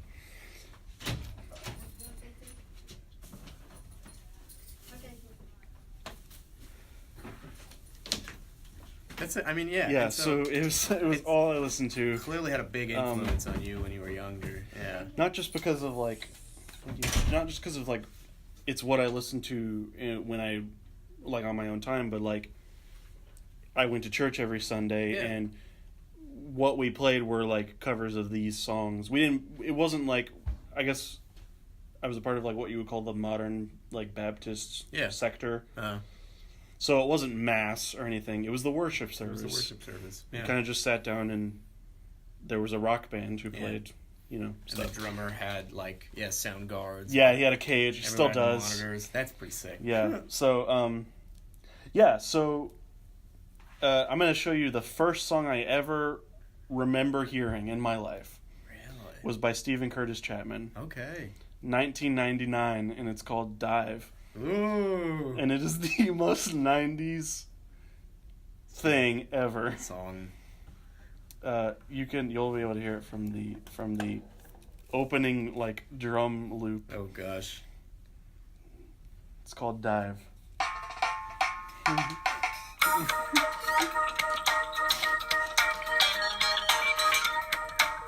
Welcome to Windows 95. I'm your host, Juliana Margulis. And I'll be guiding you through your installation software you've recently purchased from the Microsoft Corporation. This is great. This is often regarded as one of the best CCM albums ever. Really? It came out in 1999. Speechless. Speechless by Stephen Curtis Chapman. It's worship music, but this has a bopping chorus. Let's skip to it.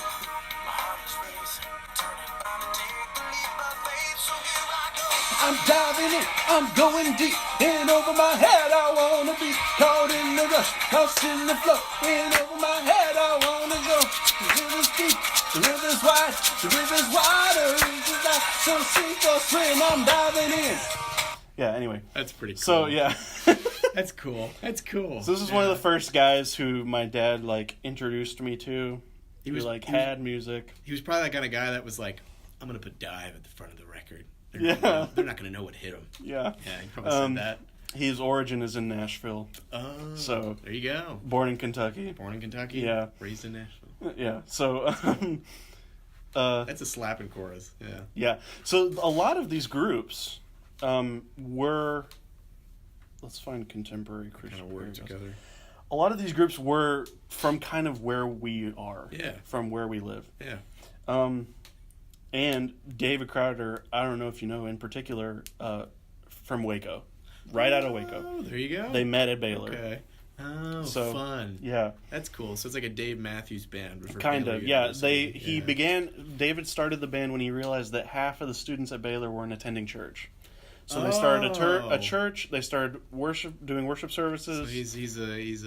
So He's kind of a grassroots That's cool. Christian man. Well, there you go. So, yeah. Do it somehow. Yeah. Seems like it worked. Mercy Me is also another excellent band. And that's it's spelled Mercy Me with no space, right? Yeah. Okay, yeah, got it. Another, actually good kind of decent band. But David Crowder Band is the one that stuck out. Yeah. Always stuck out to me. They had a 6-album run before they formally disbanded and Crowder started doing his own stuff. Yeah. He's fully leaned into the bluegrass thing, so he does pretty much all that now. So they had 6 albums, fair. and A Collision was their third. Okay. And their first 2 were kind of just generic, run-of-the-mill CCM. Pretty much, you probably wouldn't recognize it from, in a lineup. Yeah. But A Collision is really where they kind of branched out. Yeah. It had a longer runtime, kind of a concept, an overarching theme. Yeah. And a lot of experimentation, as I'm sure you recognized. Oh my gosh. Just replete. So many influences. This was the first album I listened to where it hit me that rock can have electronic elements in it. Yeah. And that songs could transition into other songs, and that an album could be a holistic experience instead of just a compilation. Compilation of songs. That's cool. This was the first album that opened my eyes up to that idea. Wow. Yeah. So that's why it stuck with me so well, is because it's just it's intensely influential to you and your this was one of the core records that kind of formed my taste for just art, I guess. Yeah. So wow, that's so cool. Very important to me. There you go. Yeah. So, that's clear. Wow, that's so cool. Yeah, 2005. I was 10 years old when this came out, and it blew my mind. Blew your mind. Yeah. There you go. So, what were your thoughts on this upon hearing it, with your limited knowledge? Yeah. So I certainly don't have as well established of an acumen on, if it's even an acumen at all, on CCM as Matthew. Mm-hmm. But I'd like to think that I know, good CCM from bad CCM. Okay. And the kind of good CCM that you don't hear often is music like this. You can still get good CCM that doesn't really transcend the realm of Christian contemporary music. It's just very good Christian contemporary music. This sounds like it could be a pop record, like a folk pop record. It could. Or I think it was Our Happy Home near the end. Sounds like a Depeche Mode song. Oh, yeah. It's it's just such an eclectic mix of influences that creates such a unique project that really stunned me. This group, after A Collision, they experimented even more. Their next album was called, or no, not their next, but the next to next, was called Church Music. It was an 1.5 hour long album that had no breaks. It was entirely seamless. The whole thing. Wow. It was all pop songs like that, yeah, but it's and it's also a very good record. It's so fun. Of course, it's all very still worship centric and all that. But it never really, he never loses the. It's clear that he's a man who's interested in religion first and foremost, and that he uses music as a platform. But there's a lot. Yeah, they kind of, and I think he kind of talked about this in the conversation near the end of the album, that there's the kind of blueprint for worship music can be expanded upon further past these really rigid kind of pop song structures. Yeah, these ideas. So that's what I think they're trying to do on this. And another fun element that I figured would be interesting to mention is that one of their members, who is named Jeremy Bush, or BWAC, BWAC, baby, constructed some of his own instruments. Ooh. And one of them was a robot drummer named Steve 3PO. Oh my god. And for one of their songs, they modified a Guitar Hero controller to trigger MIDI notes. Ooh, okay. Interesting. And obviously, I'm sure you heard on several of the songs, there are a lot of turntables. That's another piece of you hear it's like Christian Incubus. That was what I said that earlier. I was like, this is like Christian Incubus. It's such an interesting array of sounds. Yeah. And also, their studio was just a barn that was behind David's house. Was this in? Yeah, this Texas? was recorded in Waco. Yeah. Okay. Does he still live in Waco? Do you know? I think he does. Okay. Very interesting. This is him. Yeah, there he is, from Texarkana. Yeah, born in Texarkana. Yeah, he's out of Waco. He works from Waco. Okay, that's cool. When I first got a Twitter account in 2009, He was the first person you followed. I followed him, and he followed me back, and he still follows me. Oh my god! But I'm positive he doesn't read my tweets because of like the stuff that I say. Yeah, it's an interesting. But it's like, I mean, that's still so cool. Like, yeah, it's kind of like weird to see like, oh, he still does. And when you were that young, it must have been like, you must have been starstruck. Like, this is so. It was crazy. Sick. Yeah, that's cool. So, it was it's he's it's clear that he's talented, but like, I mean, did you see how he looked, by the way? Yeah, he's got a crazy like dude. He's a very interesting dude. Yeah, it does look like the kind of guy who like, you know, like, hey man, come to church. I smoke weed sometimes too. Yeah, like but like he. Have you heard of Passion? No. The Passion Conference? No. What is this? It's like Christian Coachella. Oh, okay. Arranged by a group called Six Steps Records, which included David Crowder and Chris Tomlin. It takes place in Atlanta every year, and their main demographic is college students. Oh. So it's basically like the nation's largest youth group. Yeah, right. Ever assembled. Yeah. That's cool. That's yeah. It's I don't know anything about it. I've never permeated the cultural boundaries of CCM and or like, you know, Christian worship music. Like but this is like, yeah, I mean I will say though, and this is like the only dissenting argument I think I'll make at all throughout our discussion of this record. I mean, there's still something holding me back from like swallowing it whole. Yeah. I'm sure. No, I absolutely understand that. You hear it now and you're like, I mean, compared to the other records that you listen to, it's just, I mean, it like, I could definitely, I mean, I totally understand that at some point you heard it and you were like, this blew my mind. Yeah. But it's like, yeah, it's just, it's still, you know, it's still a genre with which I have no history. You know, it's still recorded in such a way that I, you know, don't have the, you know, that's interesting. And there aren't a lot of artists in the style that I still try to seek out. Yeah. Like, this is pretty much all I listen to nowadays. So is this your favorite record of theirs? Of theirs, yeah. Definitely. It's one of my favorites of all time. Now but it's definitely the one that stuck out to me the most. What's your favorite song? Off of this, probably Rescue Is Coming. That's a good one. Which is the longest one. Yeah. And one of the ones that I wanted to mention kind of has a subtle post-rock influence. Because there's a lot of, like...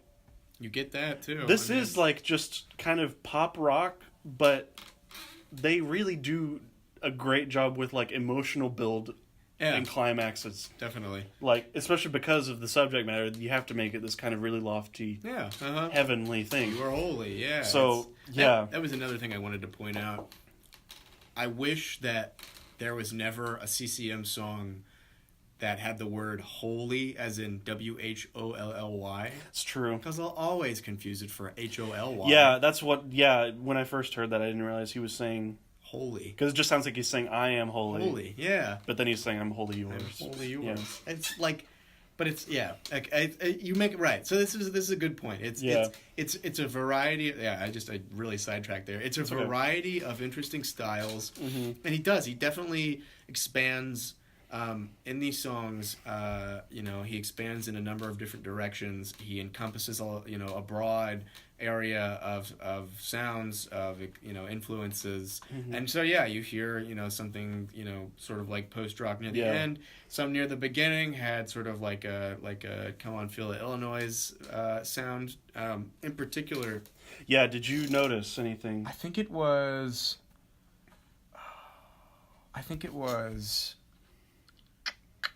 I'm just waiting for you to find it.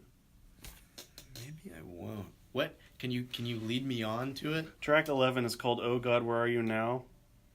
Yeah, it's a Sufjan Stevens cover. Sufjan Stevens cover. Okay, yeah. See, that must have been it. I think I heard that, and I was like, "That sounds like Sufjan." Yeah. Yeah, these guys are big fans of Sufjan too. There you go. And this is how I figured out about Sufjan. This is how I found out because I thought they wrote this song originally. Yeah. And "A Quiet Interlude," which is the same like line from that song just on violins. I considered that one of my favorite songs ever just because of how simple and it's a but then when I googled that song, I found the Sufjan version first and I was like, wait, what? David Crowder didn't write it? And at first I was devastated. And then you heard the original. But then I listened to Michigan all the way through. Yeah, and you're like, this is unbelievable. Yeah. And now if you look at my Topsters chart for all-time favorite albums, I believe Michigan is number 3. Hey, so there you go. Yeah, I love it. That's it's clear that I mean, they have their feet in so many different holes in so many different ways. That's it. You brought up A Quiet Interlude, and that's a great track. I find it very interesting, though. I think it's an interlude near the end, I believe. Oh, it's Be Quiet. Be Quiet Interlude. Yeah. It's got lyrics. It's like, it sounds like a normal song to me. It's like it's such blurred lines of song definition of song. No, I want us to go track by track, honestly, because I want to like get your perspective for like how you experienced this from front to back. Yeah, as I assume you probably did. I did. Yeah. I mean, that was how I consumed this record. Yeah, and that's how I think it would be. Yeah, I mean, so the first track, as I texted you earlier.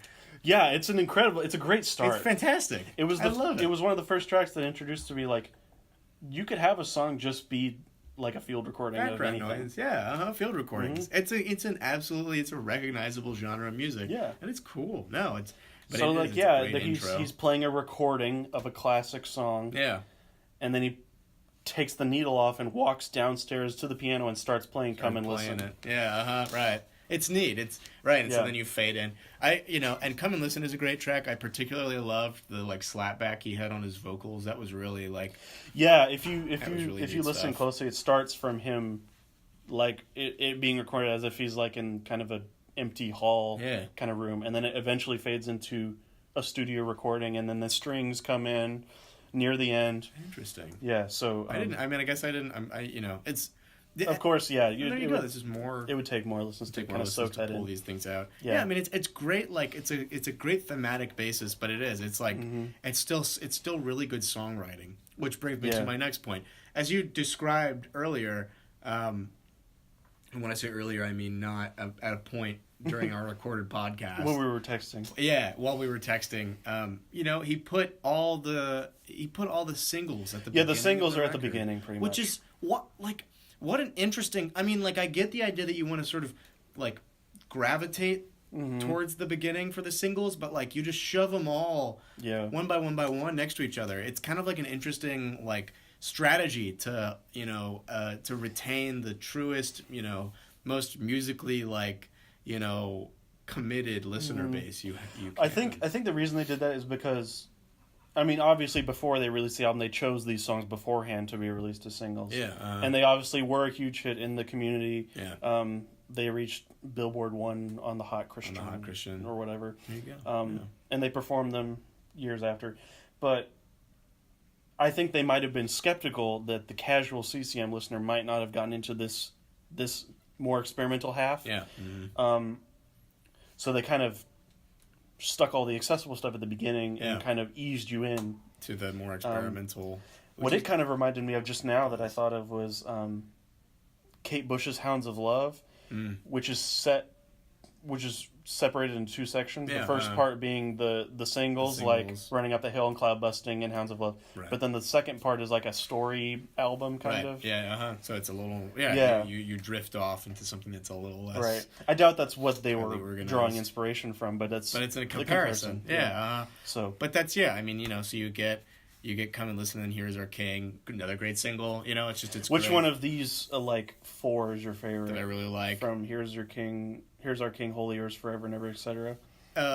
Probably "Forever and Ever," etc. I think that was the one where I first noticed the turntable, and I was like, wasn't it crazy? Very interesting. Yeah.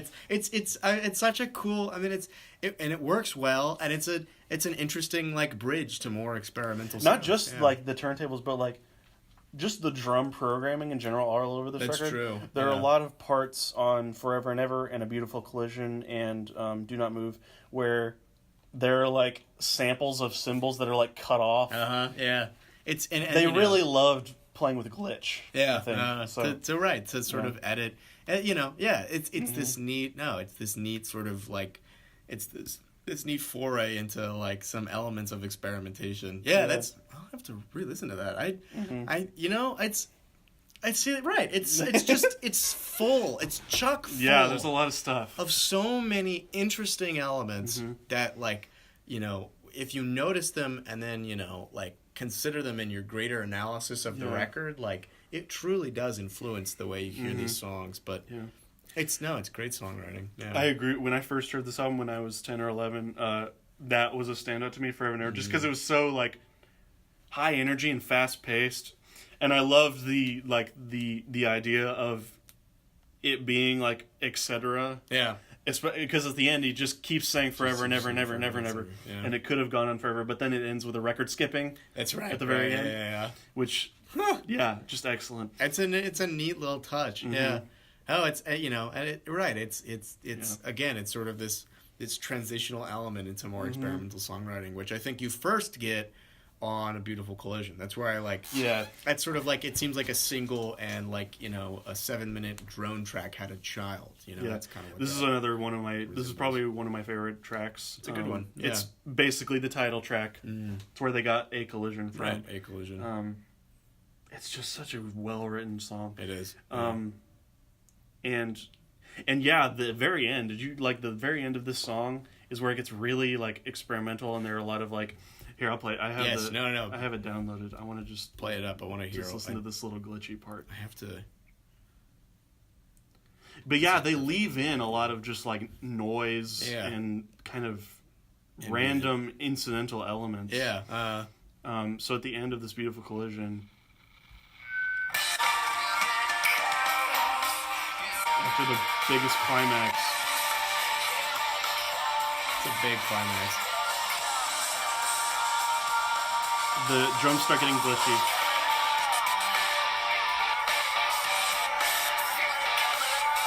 It's like disorienting when there's so many echoes.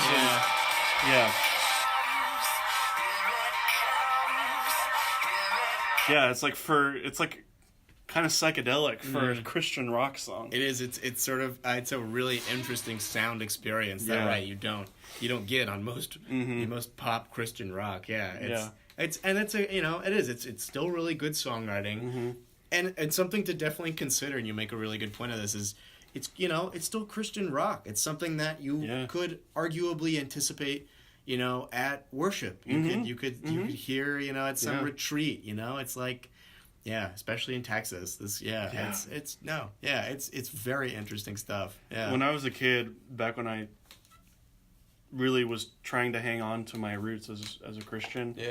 One of my dreams was to like one day lead a band at some like worship mission retreat where I would play songs off of this album just because that's how much they resonate with me. And I could still do that in my own context. Like if I play live, I'm definitely probably going to work one of these in because it means so much to me. But it's fascinating stuff, and it is.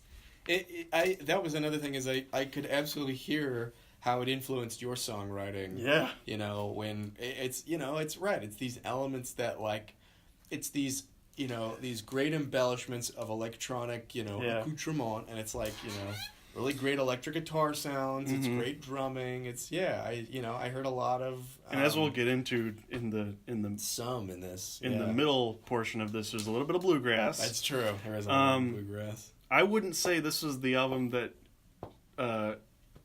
convinced me to get a banjo, but I think it planted the seed in my brain. Yeah. And then when I listened to Michigan is when I was like, okay, I need a banjo. Yeah. One of the best decisions of my life. Oh, yeah, it's a good instrument. So I would say Beautiful Collision is where it starts to move toward the more, like, the kind of seamless experimental section. When you get less of the single tastes, and there's more of like the progressive stuff. These very interesting sounds. So what did you think of this little 47-second interlude chorale piece by Howard Roberts Chorale? I kind of felt you could split this album into 3 different categories. One would be singles. Another would be experimental, like firm, like grounded, like attempts at trying out different styles. Yeah. And a third would be like field recordings or like very strange, like kind of, unsettling covers of not the Sufjan one, but like it's this one was, I heard it and I was like, this is a little like scary. They brought in a different, like it's a choral group that they're not a part of, but they recorded the track. It's okay, I'm sorry. I guess I misread. I thought it was a song that like they brought in a core group to cover, that it was already, it had been, it was no, like it's their, it was a new song, yeah. right? Got it. Okay, yeah. Yeah, it should say, like, if you look in my, see, it says here, it's not by David Crowder. It says Howard Roberts Yeah. Corral. Yeah, there you go.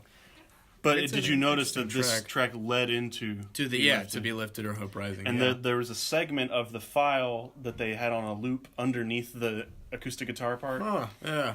Here, we can play. I didn't actually. I just noticed that it fed into it.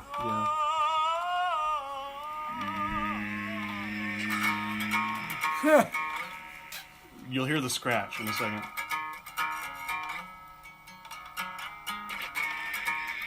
Like that. So, yeah. That's great. They really take every moment into consideration for how these songs work together. That's right. To sort of string them perfectly. Yeah, Be Lifted is, I think, the best way to it's like an epic entrance into it's going batshit crazy from this point on. You're in for an interesting experience at this point. Yeah, it's in the middle of the song you heard the little skip, the yeah. Did you expect what was going to happen next? I didn't. No. I see, but in really insane banjo. You talk about how he just plays bluegrass now, and it's pretty clear that these these ideas were established then, and it still does work well in the greater scope of the record. But when I first heard it, I was pretty that. I mean, I think I remember turning my head and I was like, I did that move when someone like a frat boy hears something some interesting Travis Scott song and he goes, okay, like that. That's what I did. I was like, oh, all right. Yeah, these guys have always had an affinity for bluegrass. I mean, you live in Texas, you got to do it. You live in Waco in particular. That's But this is specifically weird because I told you that this album was recorded in the barn. Yeah. All of them except for I Saw the Light. Did you hear? Because there's a little. One thing I hate about this is the little talking bit at the end of the song is mixed so low you can't hear what he's saying. You can't really hear what he's saying. Appreciate your applause. It seemed like during our visit here in Japan. They performed this in Japan. They hosted a barbecue in Japan for this recording. So you're saying, generally, most everywhere we play, people enjoy the old-time hymns. So we're going to play one for you now called I Saw the Light. That's cute. And it's a class. I mean, have you heard this song before? I have. I Saw the Light. It's a classic gospel track. It's a good gospel track. Yeah. I think they did. What do you think? How do you think they did on this one? It's good. That's interesting to know that they hosted a barbecue in Japan where they performed this song. The original copy of this album that I had was one of the first iTunes deluxe versions. Yeah. And it came with a little bonus video that went behind the scenes of that little recording session. Very interesting. I mean, it's here somewhere. I probably don't know right now, but yeah. Hidden, but... it was a really interesting kind of... It's a great tune, and they do a really good job, right? They do a really good job taking it on. It's Hank Williams, right? Is that it? Hank Williams Sr. It's a great... I mean, and he's fantastic, but it's just another, it's like another ingredient, and that's kind of how I saw it. Is this is just another interesting, direction for the remainder of the record. Because when you hear that, and then you hear the Sufjan cover, and then you hear the rest of the record, it's like you can't really predict the ways in which things will go. I mean, certainly if one song feeds into another, that's a different story. But I mean, it's a smattering of interesting influences. Yeah. So did you notice how I Saw the Light ended, leading into Oh God, Where Are You Now? Maybe I can't. I guess I can't recall that. That's okay. After the live recording ended, David himself just played solo guitar, did a final verse that he wrote his own, and there's still some glitches in there, of there's like a really ominous drone under him. There it is. Yeah, I hear it. He kind of just riffs for a few seconds, and at the very end, he just kind of overblows the mix. And then it goes into Sufjan Stevens. I think I must have heard that. It gets, again, which is one of those moments that you can skim by really quick because of, it's it's all one. When you run through it all, that was. I mean, I know. Yeah, that was. I think one of the detracting elements was that I kind of it did. It's just you put it on and it's just sort of it goes. You know, oh, this track is great. Oh, here's another one. Oh, this is also a good track. Like, right. Gosh, I must not have listened to that ending closely enough because that is a very interesting. Yeah. He does. He just blows the mix right up and then into the next song, like as if nothing ever happened. Like everyone's cool with it. Yeah. Damn. And this is fascinatingly experimental. Yeah, this is one of my favorite on the not just because it's the Sufjan song, but the way they treated it is really really good. They took out one verse. They brought the climax part to a way like larger. Build. Yeah. And even before I knew this was a Sufjan song, this song stuck with me because it was my first like realization of like, oh, that's a melody that was incorporated earlier in the record. So it's kind of like tying the whole thing together. Yeah. So I thought that was really special and cohesive. An interesting balance. Yeah. Yeah. A quiet interlude, right? Is that? Yeah. That was that. Yeah. And I noticed that while I was. Right, and after that is Be Quiet Interlude. Yeah, Be Quiet Interlude. Which I always loved because it's called a quiet interlude, and his one lyric is "Be more quiet now and wait for a voice to say," but they only get louder. Yeah, they do. It's this really loud post rock. That's one of the best builds on this record. Yeah, it really is crazy. Yeah, no, you're right. That's right. Which is, I mean, of course, you can't listen to, a song that is called the Be Quiet Interlude that is both called Be Quiet and Interlude, and is neither a quiet interlude nor is it attempting to be quiet. Yeah, it's great. No, that's a good. But song. You realize it's called Be Quiet Interlude not because the lyrics are Be Quiet, but because it's the Be Quiet Interlude, not the A Quiet Interlude. Oh, okay, yeah, I didn't pick up on that. I never see this theme pops up a few times because you have Everybody Wants to Go to Heaven, A Walk Downstairs, and Rescue is Coming, Be Walk Downstairs.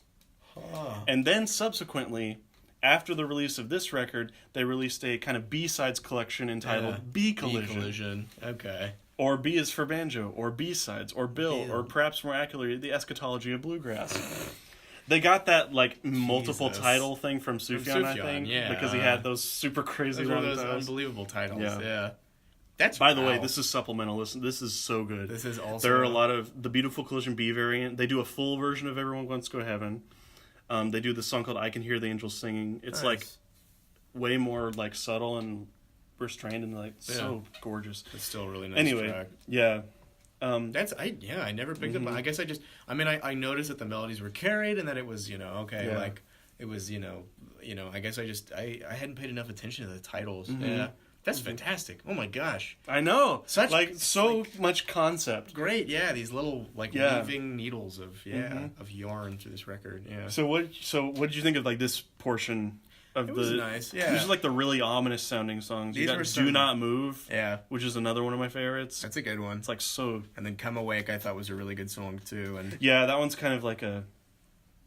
It's like what I consider like an Easter song, because it's kind of about Lord waking up. Yeah, right. Or subsequently a believer being awoken in the eyes of the Lord. To the beneficial message of Christ. And I told you already about how I kind of felt... of Our Happy Home, I remember. Yeah, it's got like a hip hop beat. But then it also has a new wave vibe a little bit too. It's this great like kind of dark goth new wave thing that sounds like And again, this is another. I have to play it again or something.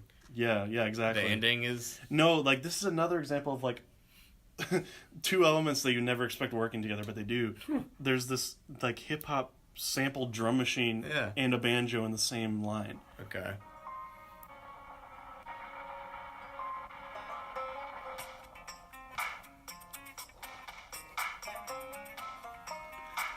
That's cute. See, it's like it doesn't even phase you. It's just like, it sounds right. It's just at this point you're like, okay, I can expect it. Yeah. Huh. Anyway, I mean, this was not something that I picked out as like strange, but I heard it and I was like, okay, it didn't even catch your attention because of how seamless it was. Mm-hmm. So, and that's another. It's great. Like, I mean, that was another thing. Is his voice is fantastic, but it's their performance of these songs. I mean, like, just everything is so nicely like. I mean, the scratching is great. Yeah. Like, his guitar is great. It's all, like, it's such technical mastery. Yeah, he really is a good guitar. There were a few guitarists on this album, yeah. Oh, okay. It's a 6-piece band. 6-piece band, yeah, okay. I didn't know if I mentioned that. Yeah, I think you did. Yeah, They got a lot of people. They got a lot of people working, yeah. And it wasn't just... I mean, it's called the David Crowder Band, but he's really only, like, the lead singer. Like, these songs were... like split apart as far as songwriting duties. Like they weren't all written by him. Yeah. Mm-hmm. There was a lot of others, like other input from other people. Yeah. Right. So, okay. Yeah. Anyway. And so you liked Our Happy Home. I liked Our Happy Home. I liked We Win also. That had interestingly enough. Yeah, that's a good one. It's kind of a cheesy one, but it is good. Yeah. And it had an interesting like. The opening guitar patterns had sort of an interesting Sonic Youth sound to me. It was like these really swirling yet like energetic, electric guitars with plenty of distortion and a lot of rhythm. It was like a very steady like. Yeah. Speaking, did you love the 11-second devotion to just feedback? That was great. Yeah. And it has the longest name. It is the longest name by like repeat/return, or when the seventh angel sounded his trumpet, and there were loud noises in heaven which said, "The kingdom of the world has become the kingdom of the Lord of his Christ, and he will reign forever and ever and ever." See, this is great about like, and this was you talk about. Like you talk about Sufjan, you have to talk about like religion because there's this sort of folkloric element to, and certainly he evokes it. But when you write Christian music, doing something like that is like it's a reasonable artistic move. Yeah, exactly. These verses go as like these artifacts of the culture of Christianity, and so I mean you see a title like that, and it's like it's not something that seems like hysterical or just just totally ridiculous. I think it's actually pretty like thematically poignant because it's a very nice move. It's called When the Seventh Angel Sounded His Trumpet. Yeah. But instead of a trumpet blaring, you get feedback, which is like the modern equivalent. Yeah. And that's it's like he's plugging in his amp ready to chug away at We Win. Yeah. Which is such a like the kingdom of Christ has won. Yeah. And you get that's another in the last track, Story of Saint Marty Stuart, and he's talking about how,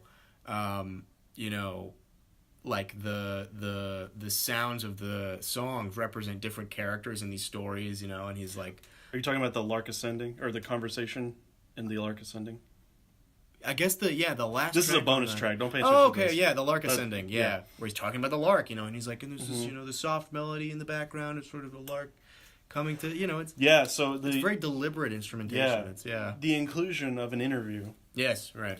And the interview like just transitions seamlessly into the final track, which I love how meta it was because he's like talking about. So there's this really epic ending to the record, right? Yeah. And he starts talking about like the ideas that he has for it, but meanwhile it's actually playing behind him. Mm-hmm. That was what really gave it to me for Fevers and Mirrors. That kind of comparison is it's this interesting like sort of dissertation of the artist and their work. Yeah, I think the way and this is something that you really can't pick up on unless you like actually look at the lyrics and listen really intently because it's really hard to notice. But the like what David is talking about in that last interview snippet of this song. Really does continue under the instrumentation even after he starts singing. You can still hear what he's saying. Yeah. And there's another instance of like a skipping record in here where he goes right where he says here we'll just play it.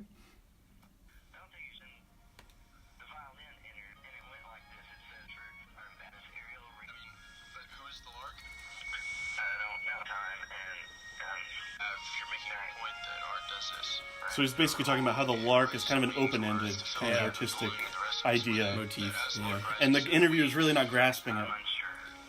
So what David does is he totally pivots the conversation under the music. He's like, it says so right here, but the ground pulls at my feet. But I mean, what about the number 7? Did you notice that the sky is all the way to the ground? And then he does this paragraph about we're walking around it. We're in the sky. There's sky and there's ground. We are somewhere in between. This part was fantastic. That is where we live. And sometimes we take this.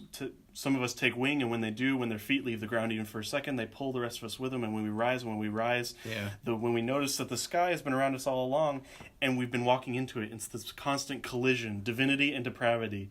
And we rise, and then it has its skip on that part. And under this entire song, he continues singing, and we rise, and we rise. You can hear it at the very end. And we rise, Yeah, I mean, you'd have to listen to headphones, but yeah. Carefully. And this was this was such a fascinating, I thought this point was such a fascinating culmination of all the experimentation in the second half of the record. Yeah. It's like, I mean, it's this great mixture, of post-rock elements, of this, like very deliberate, focused build, but also, I mean, it's a really powerful, move to finish the record. Yeah. And by that, we've pretty much reached the end. I want to keep going after we go off the air so we can keep talking because there's a lot more to unpack. But for those on the air, the rest of this will be on tomorrow. Yes. And you can listen to it. Yes. We're just going to talk more about the album. But we appreciate you joining us for all 10 episodes of Martini Police, if you indeed did that. Do you think anyone did? Do you think anyone listened to all 10? Well, there was one that they couldn't listen to. Besides that, yeah. That's true. 1.5 almost, because the first one of the... That's true. Well, and the one where we realized we were not broadcasting, but gave a whole episode. Yeah. Mm-hmm. That one was interesting. Yeah, that's great. But anyway, that's it for now, and the Aesthetic Cave will return in a few weeks, so... Yeah. Whatever. Peace, bros. Be with you. Yeah. Yeah. And we rise. There we go. Back to Beach House. Okay, so we Is it? Yeah, it is. Oh, fantastic. Okay, so we still we kind of skipped over Rescues Coming, which is my favorite track. That's a good one. Yeah. So what is You give. I want you to give your ideas and thoughts on that one. Should we go this way or the other way? Yeah, we should go the other way. Yeah, okay. So the first thing about it that you would notice if you look at the track listing, it's the longest one. Definitely. It's 6.5 minutes. Mm-hmm. And it's got this. Hey, Isaiah.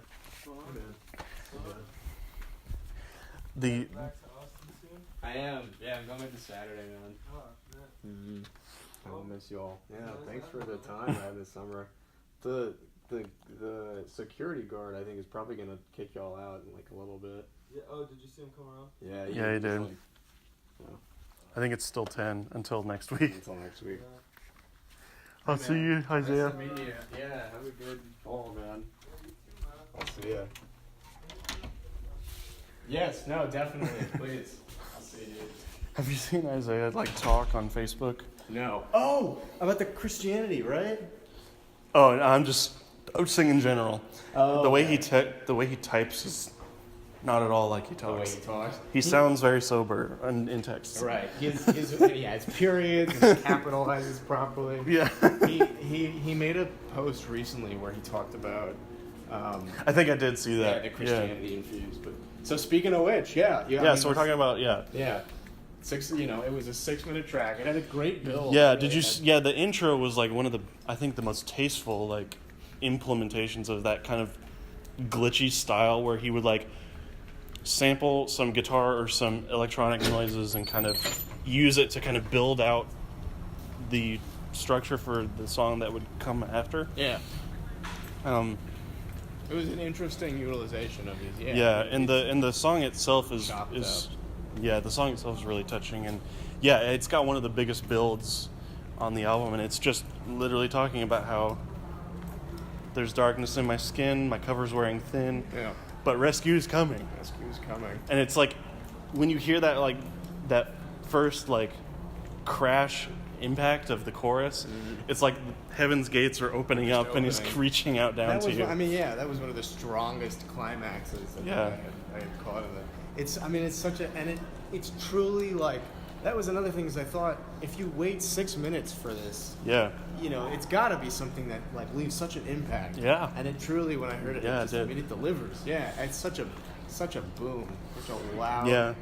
And there was something about it that I liked that I wish they didn't done more on the album, because I think one of the biggest things that may hold the kind of average listener back from appreciating this fully is that the production style really, really favors David's vocals above anything else. Definitely.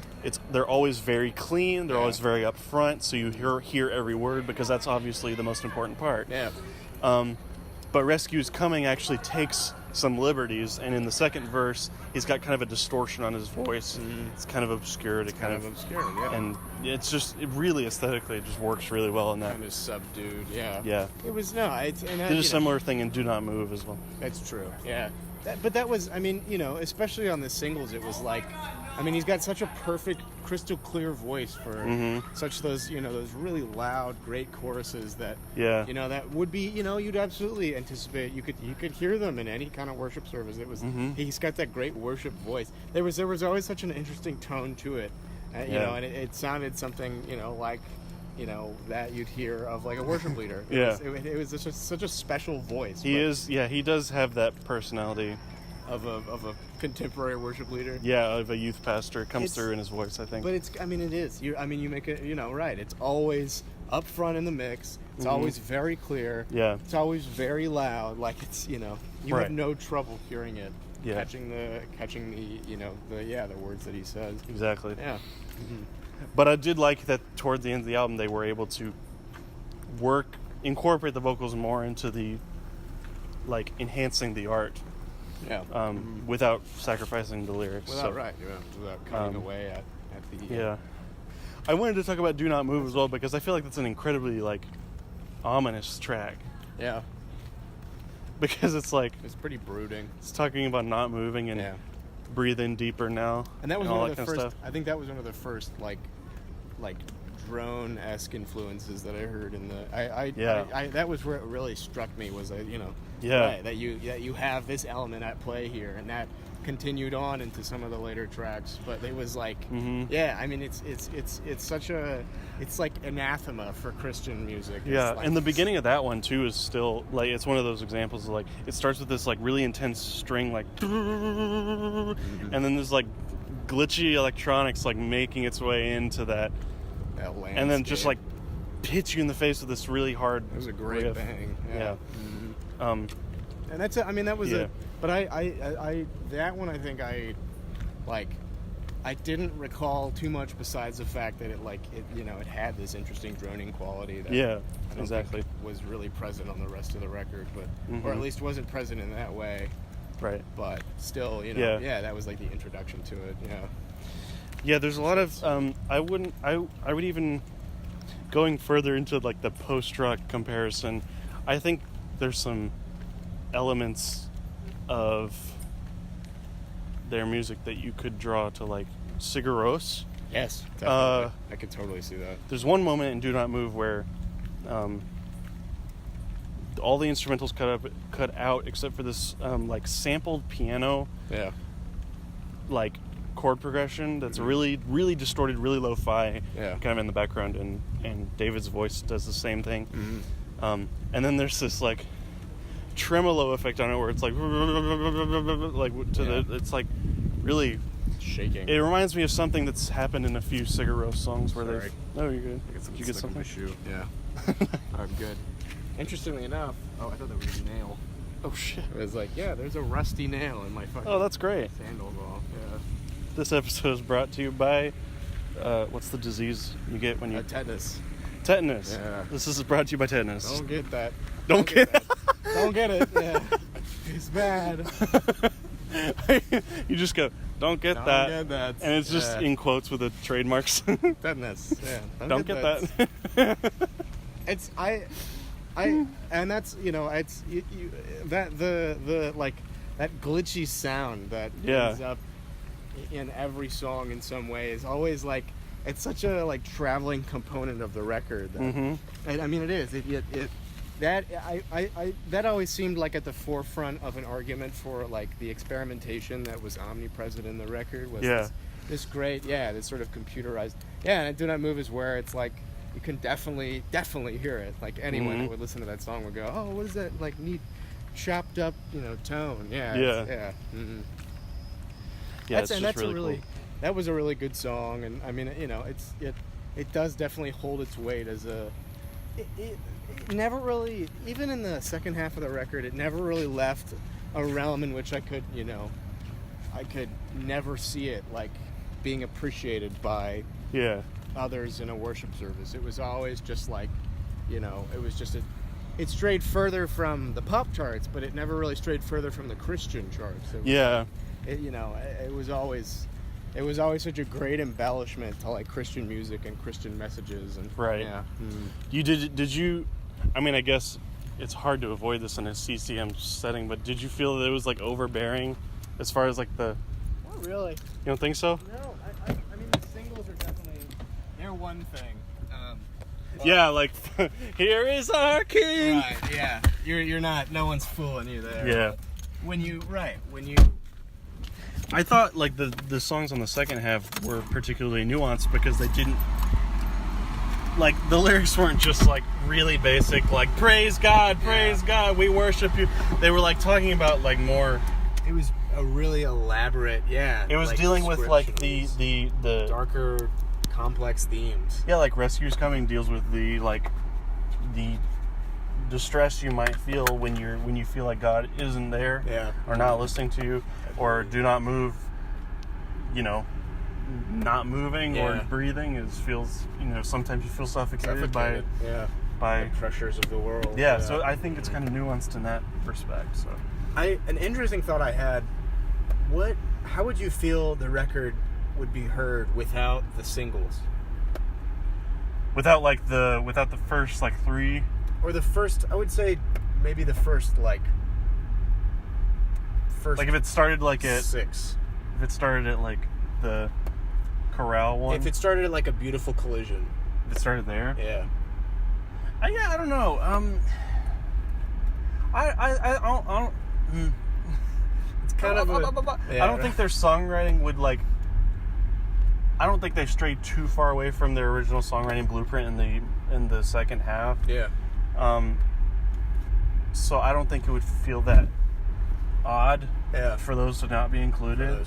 Those just happen to be just a tad more accessible. Yeah. Like even Here's Our King still has a lot of like weird glitchy electronic elements. Definitely, that's true. And you get some of the turntable and some of these interesting like these bleeps and bloops in the singles. Yeah. So I don't think it would really affect it. I do think that they are necessary though to the whole record because you need kind of an easy punch in the very beginning. That kind of worked. I feel like a Beautiful Collision would be kind of a weird place for it to start.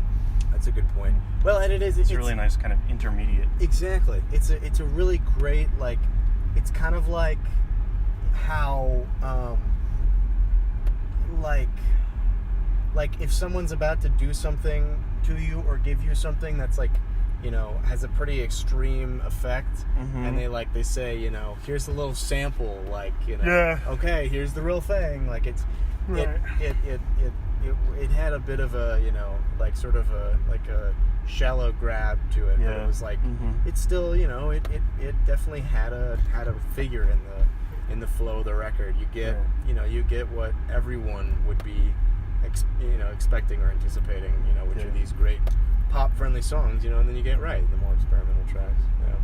Yeah, I just think that from like A Beautiful Collision to like maybe the Do Not Move is like the best like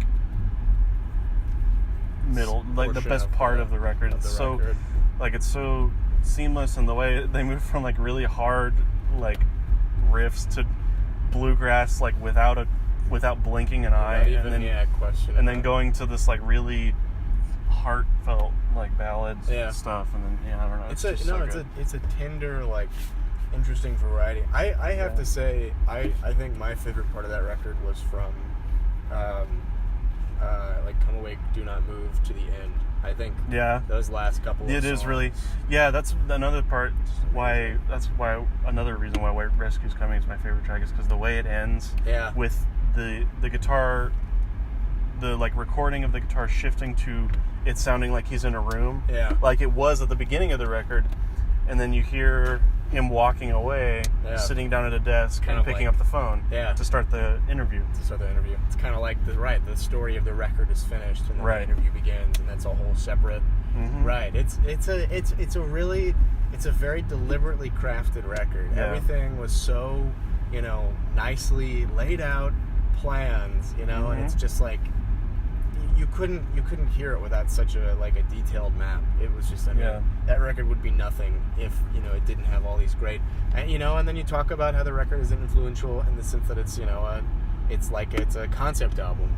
And that certainly is, these are critical, these are heartbeat components of classifying this album as a concept record. Yeah. It's so cool that I love the fact that he ended the record with an interview, and an interview that is, so unique at that. It's just such an interesting, arc. Yeah, it's a weird interview. Interviewee, interviewer, yeah.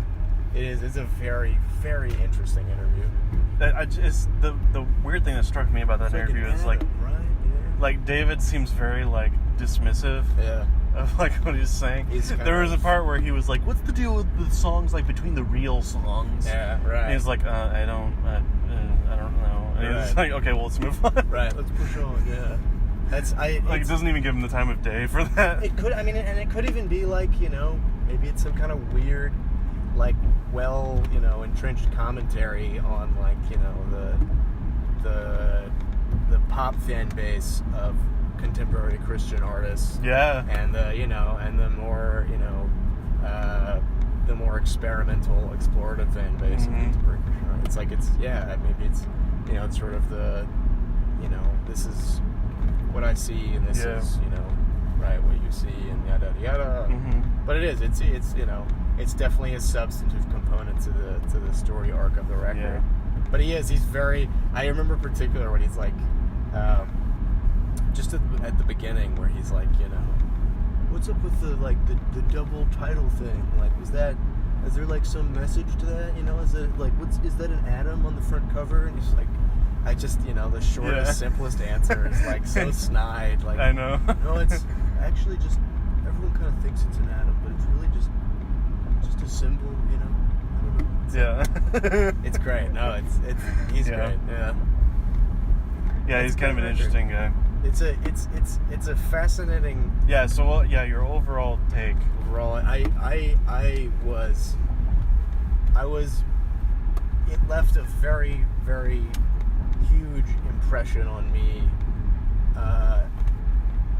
that I don't think I had ever experienced before with Christian music, or especially with contemporary Christian music, which I thought was arguably more artistically compromised than traditional Christian music. You thought it was just a dead. I thought it was just a wasteland. I thought it was just like a Mercy Me or a Selah or just another just. I didn't even mention oh my God, Reliant K and Hawk Nelson. There you go, or fucking Flyleaf too. Yeah, Family Force 5. Exactly. It's Christian music is such. It's just. But this record really I was truly.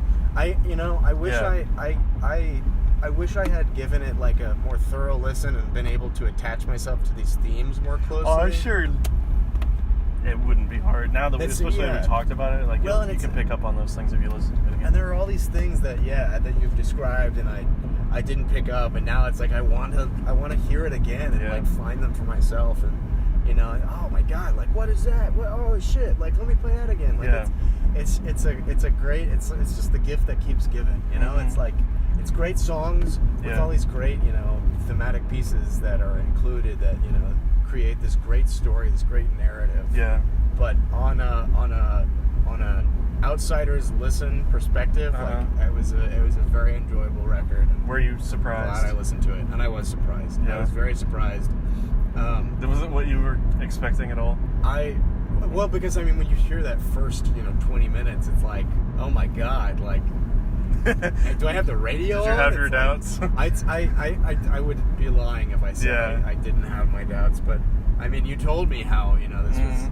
You had talked talked about how this was really influential on your your earliest attempts and ideas about songwriting, and that it really shaped the way you looked at crafting a record and all the sound that you can include in a song. It's still the album that you're gonna look to. Yeah, it's the album that makes me still makes me certain that I think there still is potential in CCM. Yeah. There's it's not all gonna be bad, and there will be gems. It's such a it's a really outstanding record. I'm glad you think so. I